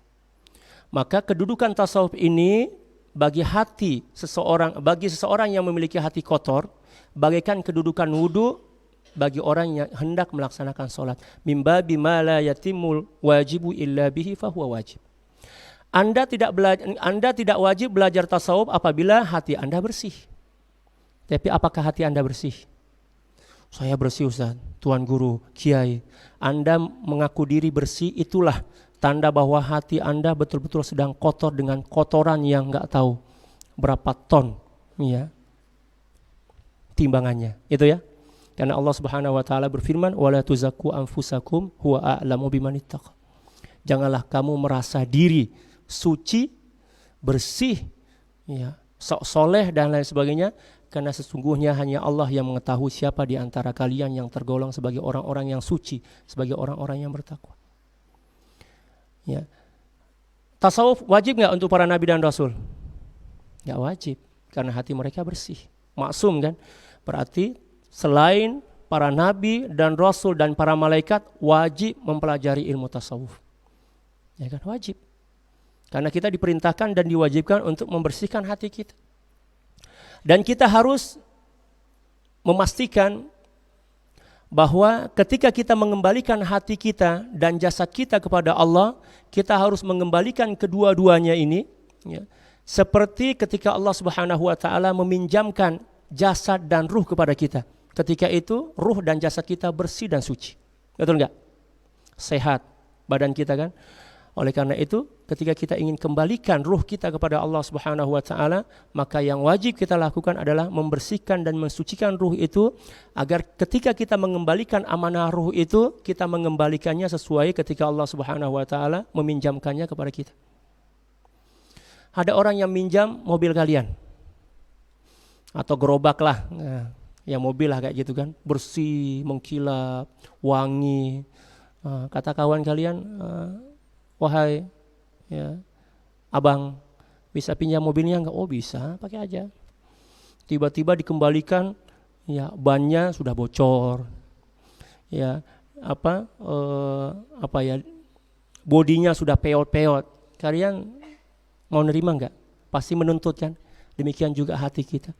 Ketika Allah Subhanahu wa taala meminjamkan hati kita ini kepada diri kita dalam keadaan bersih dan suci, maka kita harus memastikan bahwa ketika kita mengembalikan amanah ruh ini, kita harus mengembalikannya dalam keadaan suci dan bersih. Yauma la yanfa'u malu wala banun illa man atallaha biqalbin salim. Paham ya? Bukan hanya sebatas itu saja. Jasad kita, Allah pinjamkan jasad kita. Imut-imut waktu kecil kan sehat kan, lompat sana sini. Ya. Maka ketika kita ingin mengembalikan jasad ini, maka kembalikanlah jasad itu dalam keadaan sehat walafiat. Makanya menjaga kecantikan yang penting tidak terlalu berlebihan, ya kan? Menjaga kebugaran yang penting tidak melalaikan, ya, memiliki badan yang sehat walaupun tidak berotot, itu adalah kewajiban. Karena ketika kita dipinjamkan jasad ini oleh Allah Subhanahu wa taala, Allah meminjamkannya dalam keadaan sehat, maka kita wajib mengembalikannya dalam keadaan sehat. Maka menjaga kesehatan itu wajib. Tapi sehat enggak seharusnya mewah kan, mahal kan. Sehat ya jogging. Malas Ustaz jogging. Gimana? Malu. Kenapa? Wah, saya kan orangnya pemalu. Oke, enggak apa-apa. Banyak-banyak sholat lah. Karena sholat itu ya adalah satu di antara sarana untuk, ya, merupakan salah satu di antara sarana untuk menjaga kesehatan kita. Makanya zaman dahulu Imam Nawawi, Imam Baihaqi dan lain sebagainya enggak pernah itu masuk gym. Ya kan, enggak ada itu untuk menjaga ya kesehatan badan kan. Mereka apa? Ya olahraganya apa? Enggak main bola, enggak jogging, enggak perlu. Ya, amalkan aja sholat tasbih. Insyaallah 4 rakaat itu akan menarik seluruh urat-urat Anda. Setelah itu tidur pasti nyenyak. Makanya ulama zaman dahulu itu tidurnya sebentar. Kalau kita meleknya sebentar, tidurnya ya, kayak batu kan. Yang dibutuhkan dari tidur itu adalah kualitasnya, betul enggak? Kalau kita tidur dan tidur kita berkualitas, walaupun hanya 1-2 jam, kita akan mampu ya, bangun dari tidur itu dalam keadaan apa? Sehat, ya, semangat untuk melakukan ibadah. Dan itulah yang dilakukan oleh para ulama. Makanya para ulama zaman dahulu untuk memperoleh tidur yang berkualitas itu, badannya dicapein dulu, dilelahkan dulu. Dengan cara apa? Bukan dengan jogging, bukan dengan ya, gym dan lain sebagainya, tapi dengan sholat apa? Tahajud dan sholat tasbih. Kalau sholat tasbih itu, yang tertarik itu bukan hanya urat kaki, urat kepala pun akan tertarik. Setelah itu coba ya, berbaring, insya Allah nggak perlu nunggu 5 menit sudah innalillahi wa inna ilaihi raji'un. Maksudnya tidurnya nyenyak lah gitu kan. Betul? Ya. Kalau Anda tidur walaupun 8 jam, 10 jam, kalau nggak nyenyak, tidak berkualitas, maka bangun itu badan capek. Makanya jangan tidur sebelum betul-betul ngantuk, ya. Dan usahakan sebelum tidur itu capein dulu badan kita dengan ibadah, ya kan? Untuk meraih dan mendapatkan ya tidur yang berkualitas, gitu ya. Makanya baginda sallallahu alaihi wasallam, tidur baginda sallallahu alaihi wasallam sebentar, ya kan? Walaupun secara hakikat baginda sallallahu alaihi wasallam enggak tidur, hanya mata baginda sallallahu alaihi wasallam saja yang terpejam, tapi hatinya enggak tidur. Tanamu ainahu wa la yanamu qalbuhu, gitu kan? Ya, mata baginda sallallahu alaihi wasallam ya terpejam, tapi hatinya tidak enggak tidur. Kalau kita semuanya terpejam dan tidur, hati ya terpejam dan tidur, mata apalagi, gitu kan? Tapi enggak gemuk-gemuk juga ya, banyak pikiran kayaknya tuh. Allah, apalagi kalau sudah tingkat 4, tingkat 3, wah pikirannya sudah macam-macam itu. Bukan kalian, bukan nyindir ini. Itu pengalaman dulu ya. Saya kan pernah berada pada posisi antum semua. Fatanqiyatul qalbi wa tahdzibun nafsi min ahammil faraidil ainiyati wa aujabil awamiril ilahiyah. Maka membersihkan hati dan juga mendidik nafsu atau jiwa merupakan satu di antara ya, kefarduan yang paling penting dan paling wajib dari perintah-perintah ketuhanan. Bidalili ma warada fil kitabi was sunnati wa aqwalil ulama. Sesuai dengan dalil-dalil dari Al-Qur'an, sunnah, demikian juga perkataan para ulama. Faminal kitabi, dan di antara dalil dari Al-Qur'an, qauluhu ta'ala qul innama harrama rabbiyal fawahisha ma dhahara minha wa ma batan. Katakanlah wahai kekasihku Muhammad kepada seluruh manusia bahwa sesungguhnya Tuhanku yaitu Allah Subhanahu wa taala mengharamkan perbuatan-perbuatan keji, baik yang zahir maupun batin. Perbuatan keji ini maksudnya dosa. Ya. Wa qauluhu ta'ala, dan firman Allah Subhanahu wa taala, wala taqrabul fawahisha ma dhahara minha wa ma batan. Janganlah kalian mendekati perbuatan-perbuatan keji, baik yang terlihat maupun tersembunyi. Yang terlihat itu ya minum khamar, mata jelalatan, celingak-celinguk sana sini, ya, perbuatan minum khamar dan lain sebagainya. Adapun yang tersembunyi dalam hati, berburuk sangka, ya kan, mengumpat orang dalam hati dan lain sebagainya. Nauzubillah. Wal fawahishu al batinatu kama qala al mufassiruna hiya al hiqdu war riya wal hasad wan nifaq. Dan yang dimaksud dengan perbuatan-perbuatan keji yang sifatnya batin, hati, seperti yang telah dikatakan oleh ahli tafsir, ya antaranya adalah al hiqdu, hasad, iri gitu ya. Ya. Waria, pamer, wal hasad, ya hasadnya hasad. Wan nifaq, dan juga nifaq. Dan yang paling berbahaya adalah hasad.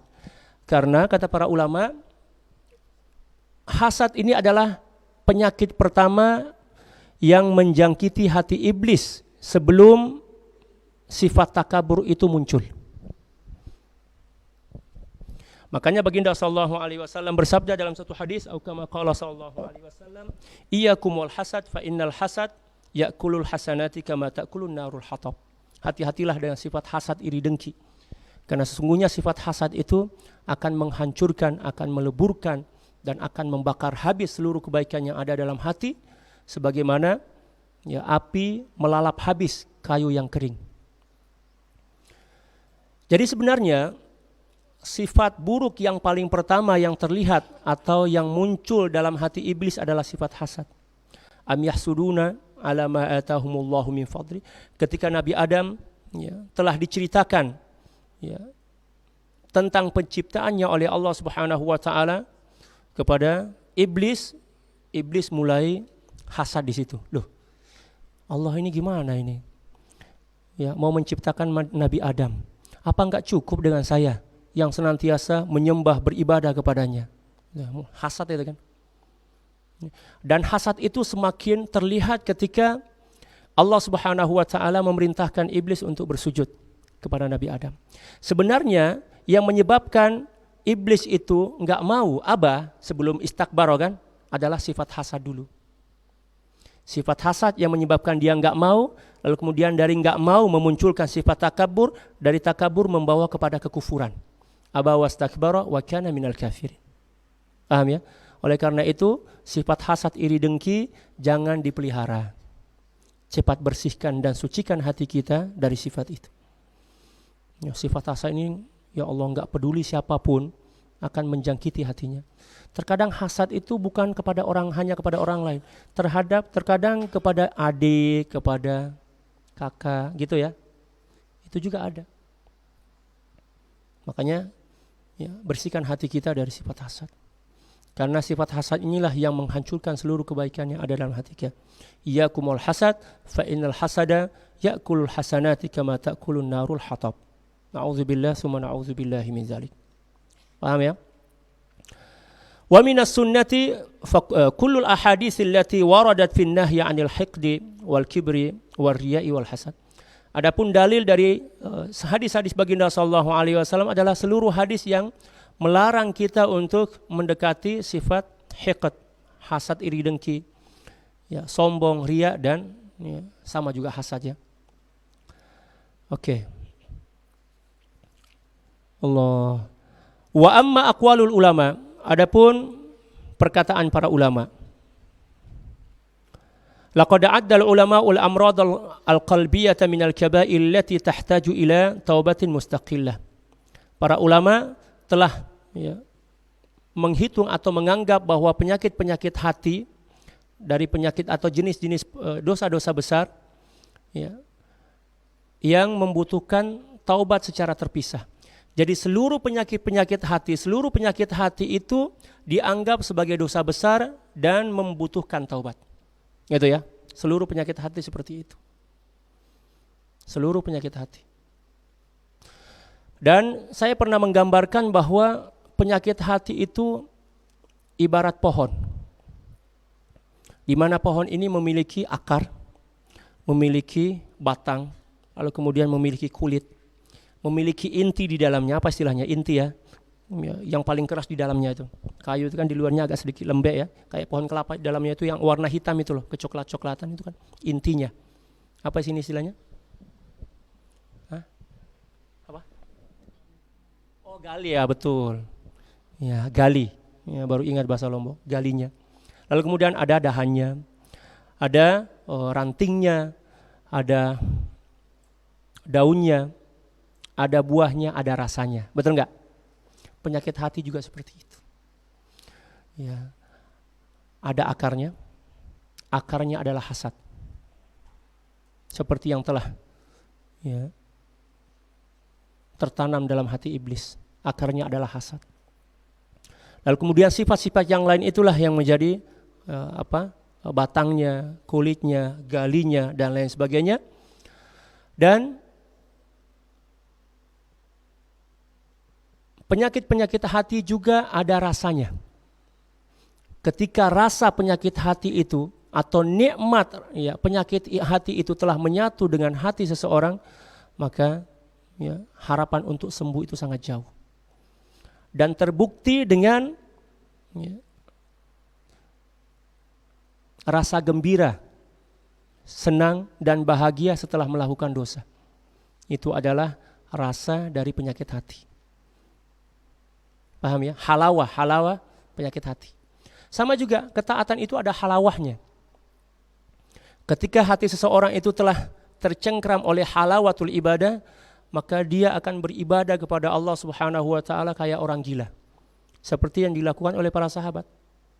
para sahabat itu melakukan ibadah, ya Allah, kalau seandainya ada seorang sahabat yang masih hidup di zaman kita ini, kita akan menganggap sahabat itu gila. Karena enggak ada istirahat, berpindah dari satu ibadah ke ibadah yang lain. Ya kan? Ya, kalau kita enggak, berpindah dari istirahat, satu istirahat ke istirahat yang lain, satu tidur ke tidur yang lain, dan lain sebagainya. Dan kalau seandainya sahabat, salah seorang dari sahabat baginda sallallahu alaihi wasallam masih hidup di zaman kita ini, maka dia akan menganggap seluruh umat Islam ini tergolong sebagai orang-orang fasik. Paham ya? Ya, untung enggak ada sahabat sekarang. Ya. Karena apa? Betapa jauhnya kita dari ajaran baginda sallallahu alaihi wasallam. Salat hanya kulit-kulitnya doang. Zakat hanya gaya-gayaan doang. Ya kan? Ya, infak, nyumbang untuk gaya-gayaan, ya kan? Buat konten, ya kan? Ambil foto. Kalau nyumbang enggak ambil foto tuh kayaknya separuh nyawanya hilang. Allah. Ya. Makanya kata para ulama, kalau seandainya ada walaupun satu orang sahabat yang masih hidup sampai sekarang, maka ya, beliau akan menilai kita sebagai orang-orang fasik. Sehebat apapun ibadah dan sebanyak apapun amal kita, tetap dianggap sebagai orang yang fasik. Karena apa? Jauhnya kita dari nilai-nilai yang telah diwariskan oleh baginda sallallahu alaihi wasallam. Paham ya? Sudah kenal diri. Tujuan kita mempelajari tasawuf ini untuk mengenali diri kita. Man arafa nafsahu faqad arafa rabbah. Barang siapa yang mengenal dirinya dengan seluruh keburukan dan kebusukan yang ada dalam hatinya, maka itu adalah pintu untuk mengenal Allah Subhanahu wa taala dengan seluruh kesempurnaan dan keagungannya. Kenali diri kita. Cara untuk mengenal diri ya dengan tasawuf. Enggak ada jalan lain. Ya, wala sabila ila ma'rifat ya khaba'isin nafs illa an tariqit tasawuf. Tidak ada jalan yang mampu ya, membawa kita atau yang mampu mengajarkan kita tentang keburukan-keburukan diri kita kecuali ilmu tasawuf. Berarti kalian sekarang sudah paham ilmu tasawuf itu apa ya? Paham ya? Ilmu tasawuf itu bukan ilmu kebal. Betul enggak? Bukan ilmu menghilang, kelep-kelep di atas. Ya. Jalan di atas air enggak tenggelam tapi basah misalnya. Iya kan? Ya. Uang yang 10.000 bisa berubah menjadi 5.000. Itu bukan tasawuf itu. Ya. Atau memakai baskom mak lampir. Kalian nonton mak lampir kan? Kalau ada masalah, baskom ajaibnya dibawa. Baca mantranya lihat. Itu bukan tasawuf itu. Maksudnya ya, bukan ilmu tentang ramalan-ramalan bohong. Gitu kan? Itu bukan tasawuf itu. Walaupun banyak orang yang menisbahkannya kepada ilmu tasawuf. At-tasawuf bari'um minhu. Tasawuf itu sangat jauh dan berlepas ya, dari ajaran-ajaran tersebut. Tasawuf itu adalah pengenalan diri. Kalian sudah enggak khawatir kan belajar tasawuf? Ya, karena sudah tahu hakikat tasawuf itu seperti apa. Ya, dan tasawuf itu bukan hanya zikir dan wirid ya. Bukan hanya zikir dan wirid. Itu adalah bagian dari amalan tasawuf, bukan tasawufnya. Tasawuf itu ilmu, tasawuf itu ilmunya. Paham enggak? Ya. Adapun wirid, zikir itu amalan tasawufnya. Lah bagaimana mungkin Anda ingin beramal sebelum menguasai ilmunya? Wa kullu man bighairi ilmin ya'malan a'maluhu mardudatun la tuqbalu. Sudah jelas kan dalam matan Zubat kan? Pasti kalian semua hafal. Ya, judul bukunya. Gitu ya. Ya, jadi ilmu dulu baru amal. Ya kan? Dalam Al-Quran seperti itu. Fa'lam annahu la ilaha illallah wastaghfir li dzambik. Ketahuilah bahwa sesungguhnya tiada Tuhan selain Allah. Berarti ketahui ini adalah simbol dari ilmu. Maksudnya seolah-olah Allah Subhanahu wa taala ingin ngasih tahu kepada kita, kalian tidak akan mampu mengetahui dan merasakan hakikat la ilaha illallah kecuali dengan ilmu. Paham enggak? Ustaz, Tuan Guru, saya enggak perlu ilmu, yang penting saya zikir.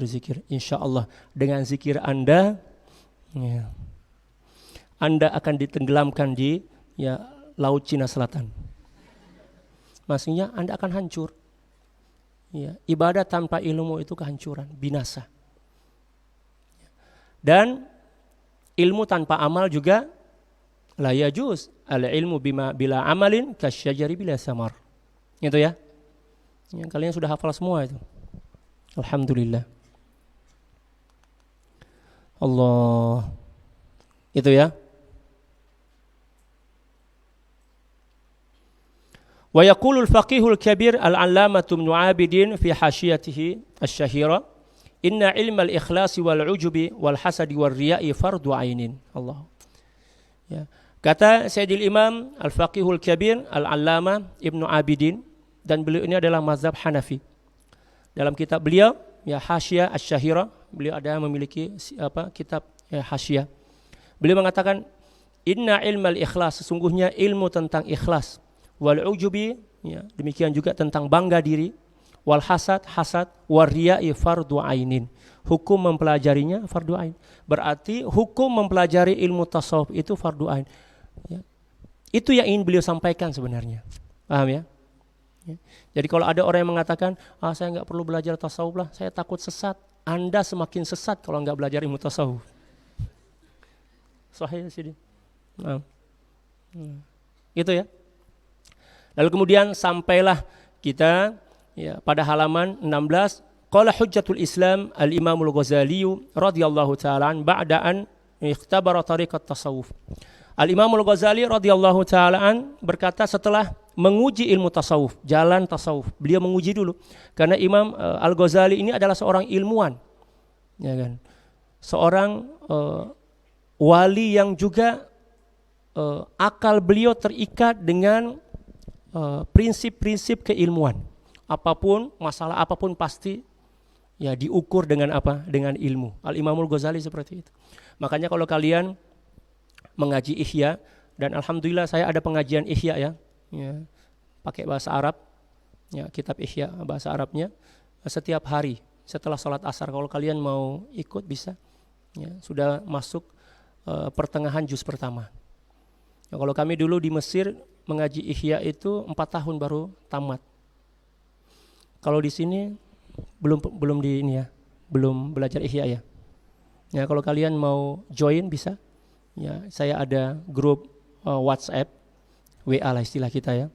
Ya, untuk pengajian pagi dan sore. Kalau pagi kita pengajian Mukhtasar Sahih Muslim. Ya, yang ditulis oleh Al-Hafiz Al-Munziri. Lalu kemudian kalau sore itu Ihya Ulumuddin. Di dalam kitab Ihya Ulumuddin, Al-Imam Al-Ghazali radhiyallahu ta'ala an wa ardah mengajarkan kepada kita tentang manhaj ilmu. Ya, dalam melakukan ya, penelitian. Ya. Dimulai dengan mengetahui sebab-sebab masalah itu. Ya. Lalu kemudian mengenali masalah itu, lalu kemudian menentukan obat yang sesuai, lalu kemudian menentukan waktu dan juga ya, porsi yang sesuai. Ya, itu proses yang diajarkan oleh Al-Imamul Ghazali dalam melakukan ya, penyembuhan terhadap penyakit-penyakit hati. Berarti kan perlu adanya ilmu kan? Apa kata Al-Imamul Ghazali radhiyallahu ta'ala setelah menguji dan juga meneliti jalan para sufi, ahli tarekat? Kata beliau, walamisa nataijahu, dan beliau telah menyentuh dan merasakan hakikat ajaran tasawuf itu. Kata beliau, wa dzaka samaratihi, dan juga merasakan buah dan natijah dari tasawuf itu. Kata beliau, ad-dukhulu ma'as sufiyyati fardu ainin. Belajar kepada para aulia sufia di sini maksudnya ya, para wali untuk mengetahui tentang penyakit-penyakit hati itu fardu ainin. Dan salah seorangnya adalah ya guru besar kita sebagai guru tarekat. Ya kan? Tradisi bertarekat di dalam organisasi kita ini harus kita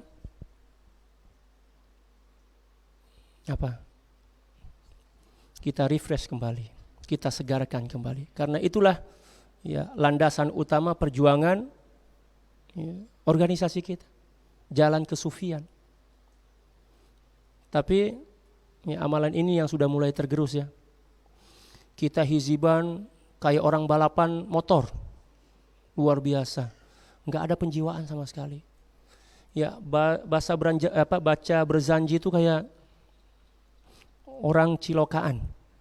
Kenapa? Enggak ada adab sama sekali. Ya Allah, pantesan kita rajin berhizib, rajin baca, berzanji, tapi enggak ada perubahan dalam diri kita.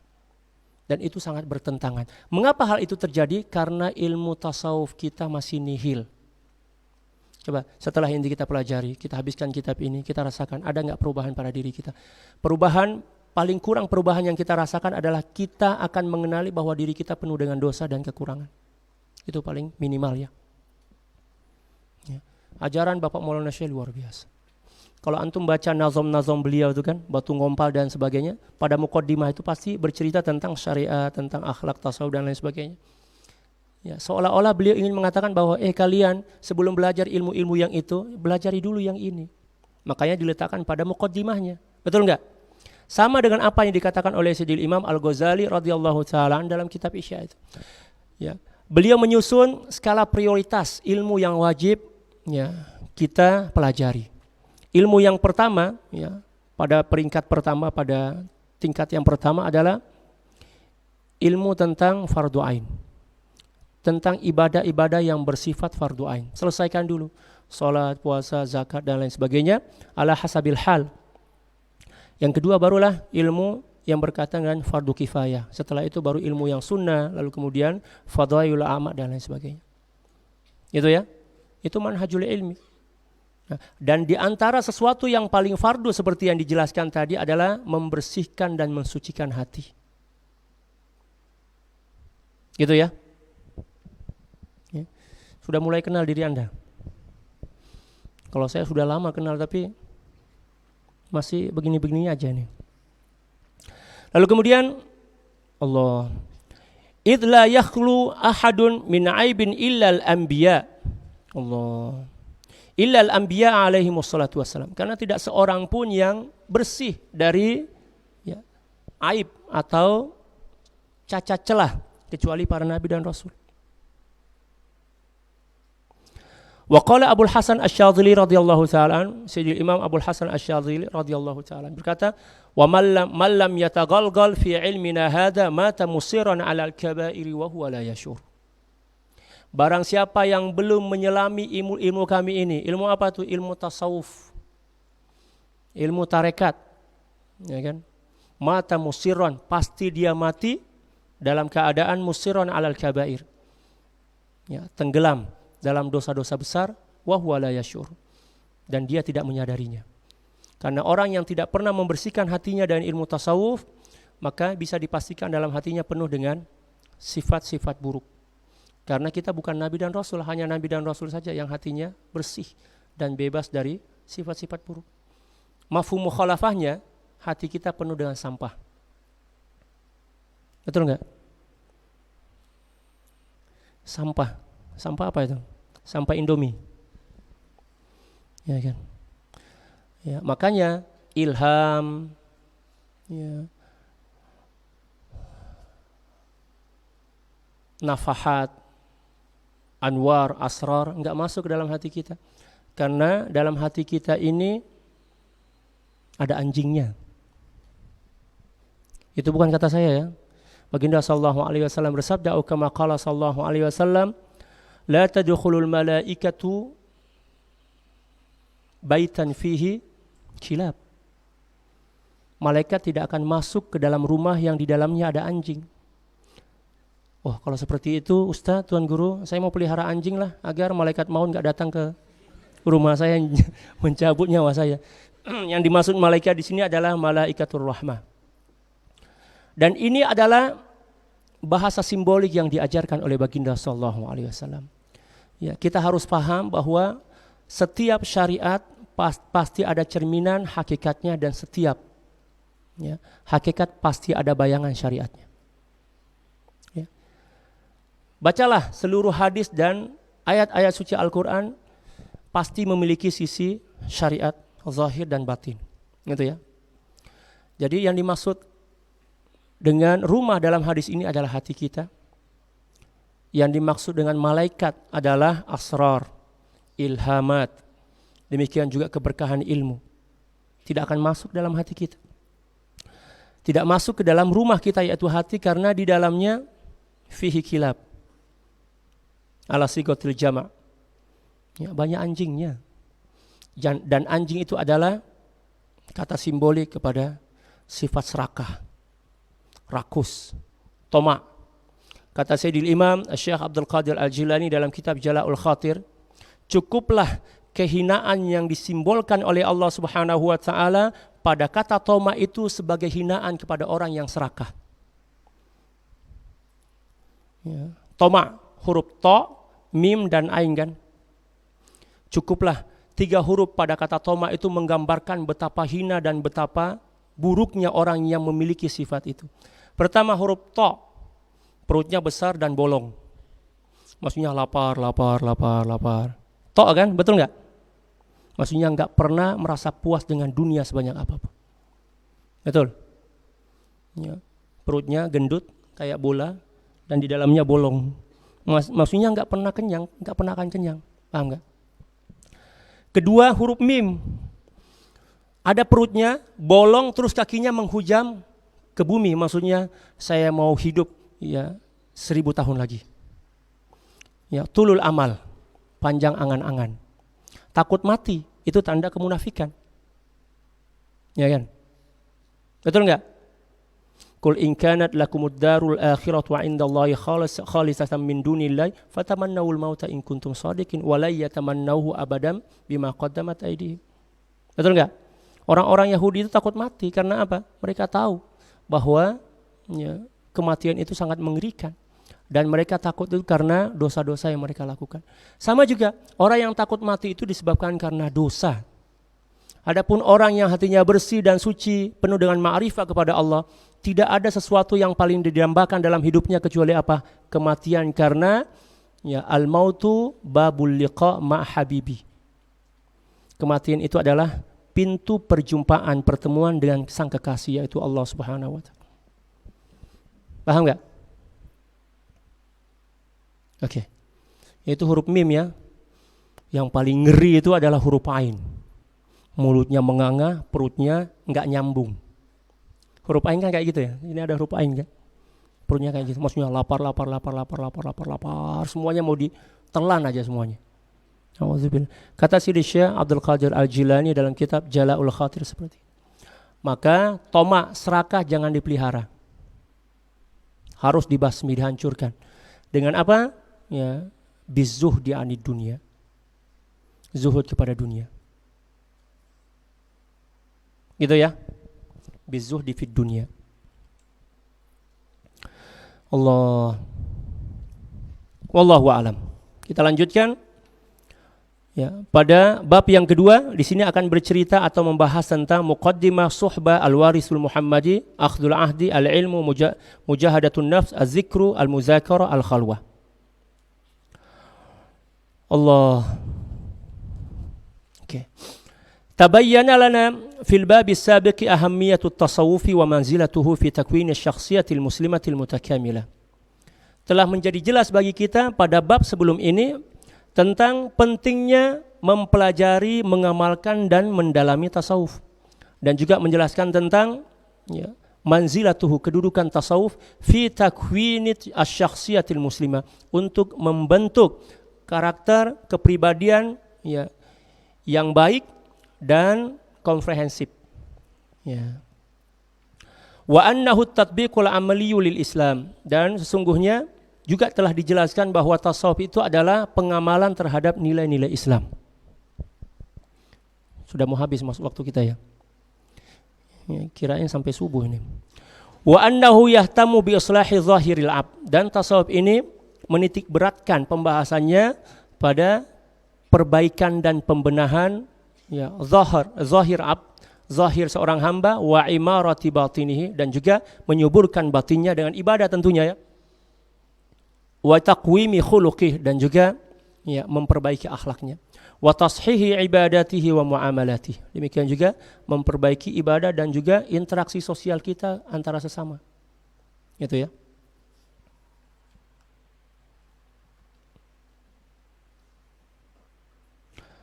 Allah. Wa anna sadat as-sufiyya la yaktafuna bi ay yuwaddihu lin-nasi ahkam asy-syar'i wa adabahu bi mujarradil kalamin nazari. Dan para sufi tidak cukup hanya menjelaskan kepada manusia tentang hukum-hukum syara, hukum-hukum syariat dan juga adab-adabnya. Hanya sebatas perkataan saja. Walakinnahum bil idafati ila dzalika ya'khudhuna bi yadi tilmizihim wa yasiruna bihi fi madarij tarakki. Akan tetapi mereka juga membimbing dan memegang erat tangan murid-murid mereka untuk melalui perjalanan kerohanian menuju kepada peningkatan kedekatan diri kepada Allah Subhanahu wa taala. Jadi seorang guru itu bukan hanya mengajar, tetapi dia harus membimbing. Berbeda antara muallim dan murabbi ya. Kalau muallim itu hanya mentransfer informasi kepada murid-muridnya. Ini salah, ini benar, 1 tambah 1, 2, 2 tambah 2, ya 4. Itu muallim, diistilahkan dan muallim. Ta'lim. Adapun murabbi enggak. Seorang murabbi atau guru pendidik adalah guru yang mengajarkan tentang kehidupan dan juga tentang bagaimana cara untuk bisa meraih ya kebahagiaan hakiki, yaitu bermakrifah kepada Allah, mengenal Allah Subhanahu wa taala. Gitu ya. Yang kita butuhkan sekarang adalah murabbi, mursyid. Alhamdulillah muallim kita sudah banyak. Sudah banyak guru-guru kita. Yang kita cari sekarang adalah guru mursyid. Sebagai penutup, untuk mencari guru mursyid, Anda jangan melihat pada penampilan seseorang. Pakai sorban, jubah berlapis-lapis, jangan tertipu. Ya, ada 4 syarat guru mursyid yang harus kalian catat dengan baik. Guru mursyid inilah yang akan membimbing hati kita untuk mengenal Allah Subhanahu wa taala dan bebas dari perangkap-perangkap syaitan dan nafsu. Syarat guru mursyid yang pertama adalah ayyakuna aliman bil kitabi was sunnati ala fahmi ahli sunnati wal jamaah. Ya. Yang pertama adalah seseorang yang betul-betul mutabahir, mutafannin, memiliki ilmu ya, yang luas tentang Al-Quran dan hadis. Berarti kan pernah mondok. Untuk memahami Al-Quran dan hadis berarti kan harus belajar bahasa Arab. Balago, nahu, ya kan, usulul fiqh, qawaidul fiqhiyah, tarikh, tasyri' dan lain sebagainya untuk memahami Al-Quran dan hadis. Ulumul Quran, mustalahul hadis dan lain sebagainya. Berarti harus ulama lah kayak gitu. Ya kan? Yang sesuai dengan akidah ahli sunnah wal jamaah. Itu syarat pertama ya. Jadi kalau mau cari guru mursyid itu lihat dulu, ini ulama bukan? Ya. Paham nggak tentang tafsiran Al-Quran? Atau jangan-jangan dia paham tapi dengan bantuan laptopnya. Itu berarti bukan ulama. Ulama itu adalah seorang yang memang ilmunya itu mengalir dalam jiwa. Hafal Quran, hafal hadis-hadis baginda sallallahu alaihi wasallam, mampu menjelaskan dengan lugas. Ya, dengan cara yang mudah difahami, enggak bertele-tele, ada manhajnya. Ya, gitu ya. Ya. Syarat yang kedua wa ayyakuna arifan billah. Dia adalah seorang yang bermakrifah kepada Allah, mengenal Allah Subhanahu wa taala. Bagaimana cara kita untuk mengetahui bahwa seseorang itu mengenal Allah? Gampang. Ya, cukup dengan melihat wajahnya, semangat ibadah kita akan membuncah, bangun, bangkit. Itu ya. Ya, duduk bersamanya, hati kita berasa tentram dengan Allah. Man idza ra'aitahu dzakartallah. Kata baginda sallallahu alaihi wasallam, seseorang yang apabila kamu melihat wajahnya, seketika itu juga kamu melihat atau mengingat Allah Subhanahu wa taala. Itu tanda seorang mursyid. Coba kalian lihat foto Bapak Maulana Syekh. Luar biasa. Itu baru fotonya kan? Apatah lagi orangnya. Karena beliau adalah mursyid. Mursyid kamil dan mukammil radhiyallahu taala. Ya. Dan pergaulan dengannya menambah keyakinan kita kepada Allah dan kezuhudan kita terhadap dunia. Kata Sayyidil Imam Ibnu Athaillah Sakandari radhiyallahu taala dalam kitab Hikam beliau, la tashab man la yunhiduka haluhu wa la yadulluka 'ala Allahi maqalu. Janganlah kamu berguru kepada seorang yang tingkah lakunya tidak menambah gairah ibadah kamu dan perkataannya tidak menambah keyakinanmu kepada Allah Subhanahu wa taala. Paham ya? Jadi seorang mursyid itu adalah seorang yang arif billah, yang mengenali Allah Subhanahu wa taala. Cukup hanya sebatas bermujalasah dengannya, hati kita terus terjazab, ya, tertarik untuk mengingati Allah Subhanahu wa taala. Itu ya. Jangan cari ya di Facebook, di YouTube, ya kan? Enggak ketemu kecuali para YouTuber dan lain sebagainya. Gitu ya, itu syarat guru mursyid yang kedua. wa yakuna arifan billah. Berarti dia ada seorang wali. Ya. Sifat-sifat kewalian ini disebutkan oleh Allah Subhanahu wa taala dalam surah Yunus, juz yang ke-11 itu ya. Ala inna awliya Allah la khaufun alaihim wa lahum yahzanun alladzina amanu wa kanu yattaqun. Ketahuilah bahwa sesungguhnya para wali-wali Allah Subhanahu wa taala memiliki beberapa karakteristik. Di antaranya adalah la khaufun alaihim. Tidak ada rasa takut kepada siapapun kecuali kepada Allah. Enggak takut bini, enggak takut harimau, enggak takut nyamuk, semua enggak takut kecuali kepada Allah. Walahum yahzanun. Ya, enggak sedih. Ditinggal, merari, enggak sedih, cari yang lain. Duitnya hilang ya biarlah, nanti kan ada yang baru datang kan. Jadi dia senantiasa mampu untuk berdamai dengan takdir hidupnya dengan 1001 alasan. Kalau kita malah kebalikannya, kita memiliki 1001 alasan untuk tidak berdamai dengan takdir hidup kita. Na'udzubillah. Paham ya? Alladzina amanu wa kanu yattaqun. Ya, syarat atau karakteristik yang ketiga adalah alladzina amanu. Pakai fi'il madhi ya. Ya. Orang-orang yang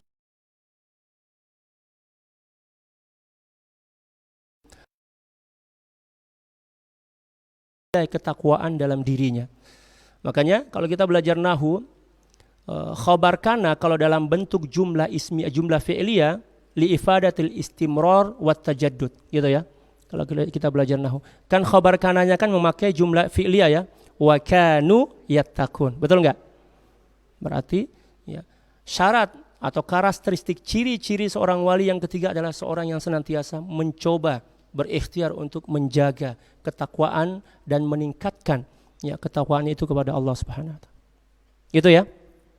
Itu tanda wali, bukan sorbannya bertumpuk kayak gini. Ini gampang harganya 200.000 paling. Sorban jangan lihat pada penampilan. Ya kan, penampilan bisa dibeli gitu kan. Ya, tapi cahaya itu tidak bisa disembunyikan. Sayyidil Imam Abdus Salam Ibnu Bashish atau Ibnu Mashish yang merupakan guru dari Sayyidil Imam Abul Hasan Asy-Syadzili adalah seorang wali kutub di zamannya. Ya, beliau tinggal di Jabalul Alam. Ya, satu bukit gunung. Disitulah beliau beribadah kepada Allah. Cahaya kewalian itu juga ya dikenali dan dirasakan oleh orang yang sangat jauh. Di antaranya adalah Sayyidil Imam Abul Hasan Asy-Syadzili.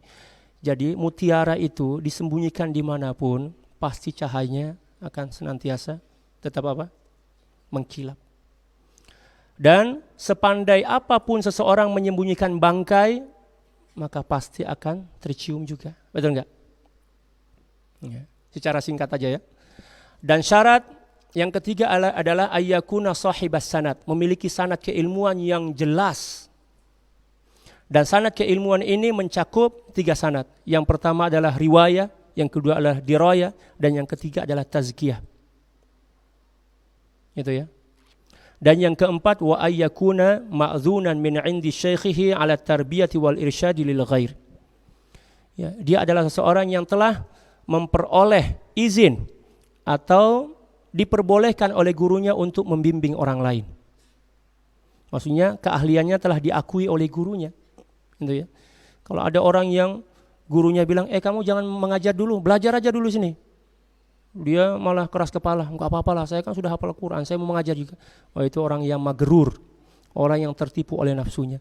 Karena segala sesuatu, apatah lagi yang berhubungan dengan agama, harus ada apa? Harus ada apa? Ya, surat izin. Ya. Ada ya, izin dari guru. Ya kan? Wada'iyan ilallahi biiznihi wa siraja munira. Baginda sallallahu alaihi wasallam diperintahkan untuk berdakwah ya dengan izin Allah. Demikian juga para wali, para mursyid itu tidak boleh mentarbiyah atau membimbing orang lain kecuali apabila telah memperoleh izin dari gurunya. Lah kita malah kebalikannya. Ya, belum dikasih izin malah mau nyaingin guru. Betul enggak? Tapi bukan di sini ya, ini di kutub selatan dan kutub utara. Itulah 4 syarat seorang wali yang harus kita, seorang mursyid yang harus kita cari. Apabila kita berjumpa dengan seseorang yang memiliki 4 syarat itu, walaupun nggak pakai serban, nggak pakai jubah, ya nongkrongnya di pasar jual kangkung, itulah guru mursyid yang sebenarnya. Jangan tertipu dengan penampilan. Ini semuanya satu setel ini murah aja, 1 juta paling. Enggak, jangan tertipu. Kita kan maunya ya punya guru itu yang serbannya kalau boleh ya mengkilap gitu kan. Kalau pulang ke kos misalnya nggak ada senter bisa memberikan cahaya jalan kita kan. Ya itu bukan mursyid itu. Ya, itu mbah dukun itu. Ya, yang terpenting itu adalah akhlak. Gitu ya, akhlak. Ya, lihat akhlaknya, kepatuhannya kepada syariat. Dan itu semua tercermin pada guru besar kita, Bapak Maulana Syekh. Ya kan? Dan cukuplah sebagai bukti kealiman, kesolehan dan kewalian beliau adalah amal jariah dari madrasah yang beliau dirikan yang jumlah cabangnya sudah lebih 1000 cabang. Luar biasa.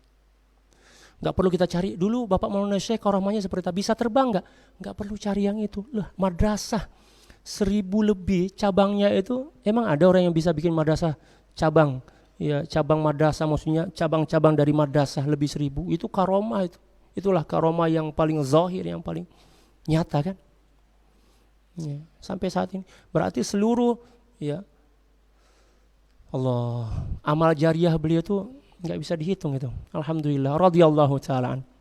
Oleh karena itu marilah kita menjaga cinta kita pada guru kita.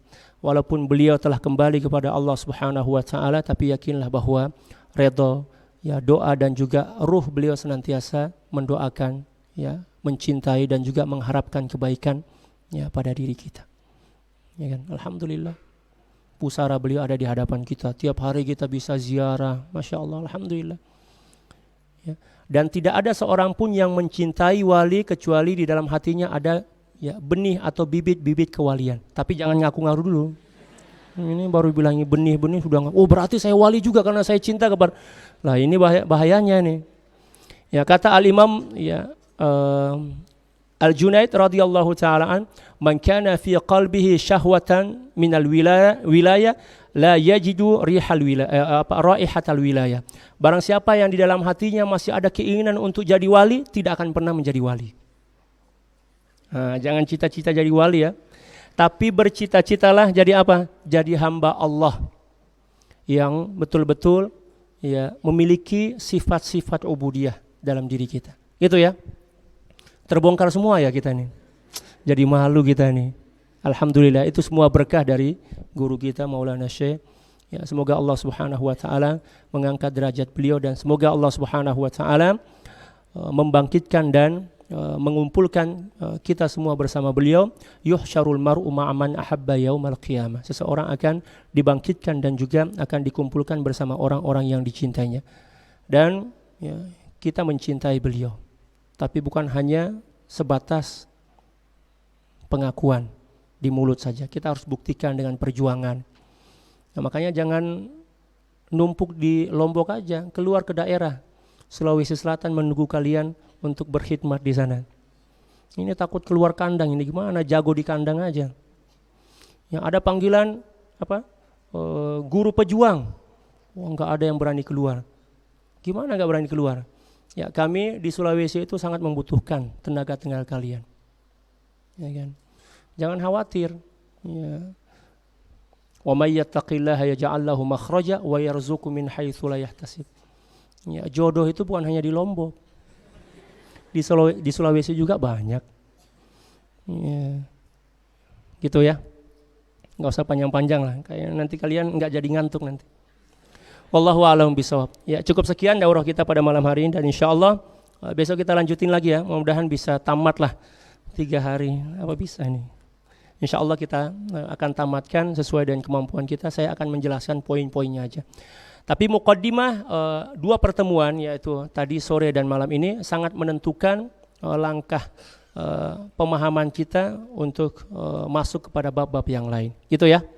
Ya, mohon maaf kalau waktunya molor ya. Semoga Allah Subhanahu wa taala senantiasa menjaga dan memelihara kita. Allahumma amin. Sekian, wallahul muwaffiq wal hadi ila sabilir rasyad wal afu minkum. Assalamualaikum warahmatullahi taala wabarakatuh. A'udzu billahi minasy syaithanir rajim. Bismillahirrahmanirrahim. Alhamdulillahi rabbil alamin wassalatu wassalamu alal mab'utsi rahmatan lil alamin. Sayyidina Muhammad wa ala alihi wa sahbihi ajma'in. La ilaha illa anta subhanaka inna kunna minadh dhalimin. ربنا ظلمنا أنفسنا وإن لم تغفر لنا وترحمنا لنكونن من الخاسرين اللهم أرنا الحق حقا وارزقنا اتباعه وارنا الباطل باطلا وارزقنا اجتنابه اللهم أعنا على ذكرك وشكرك وحسن عبادتك ربنا آتنا من لدنك رحمة وهيئ لنا من أمرنا رشدا ربنا آتنا في الدنيا حسنة وفي الآخرة حسنة وقنا عذاب النار وصلى الله على سيدنا محمد وعلى آله وصحبه وسلم والحمد لله رب العالمين الفاتح.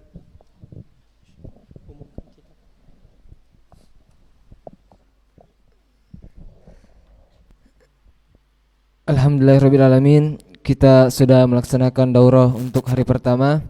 Dan besok sampai hari Jumat kita akan lanjut. Dan untuk kitabnya sudah tersedia lumayan banyak. Jadi yang belum punya kitab bisa langsung dibeli, disumbang dengan harga 65.000. Jadi sumbangannya itu 65.000 dan udah tersedia di persenatan. Itu kitabnya dicetak di Malaysia. Jadi kitabnya impor.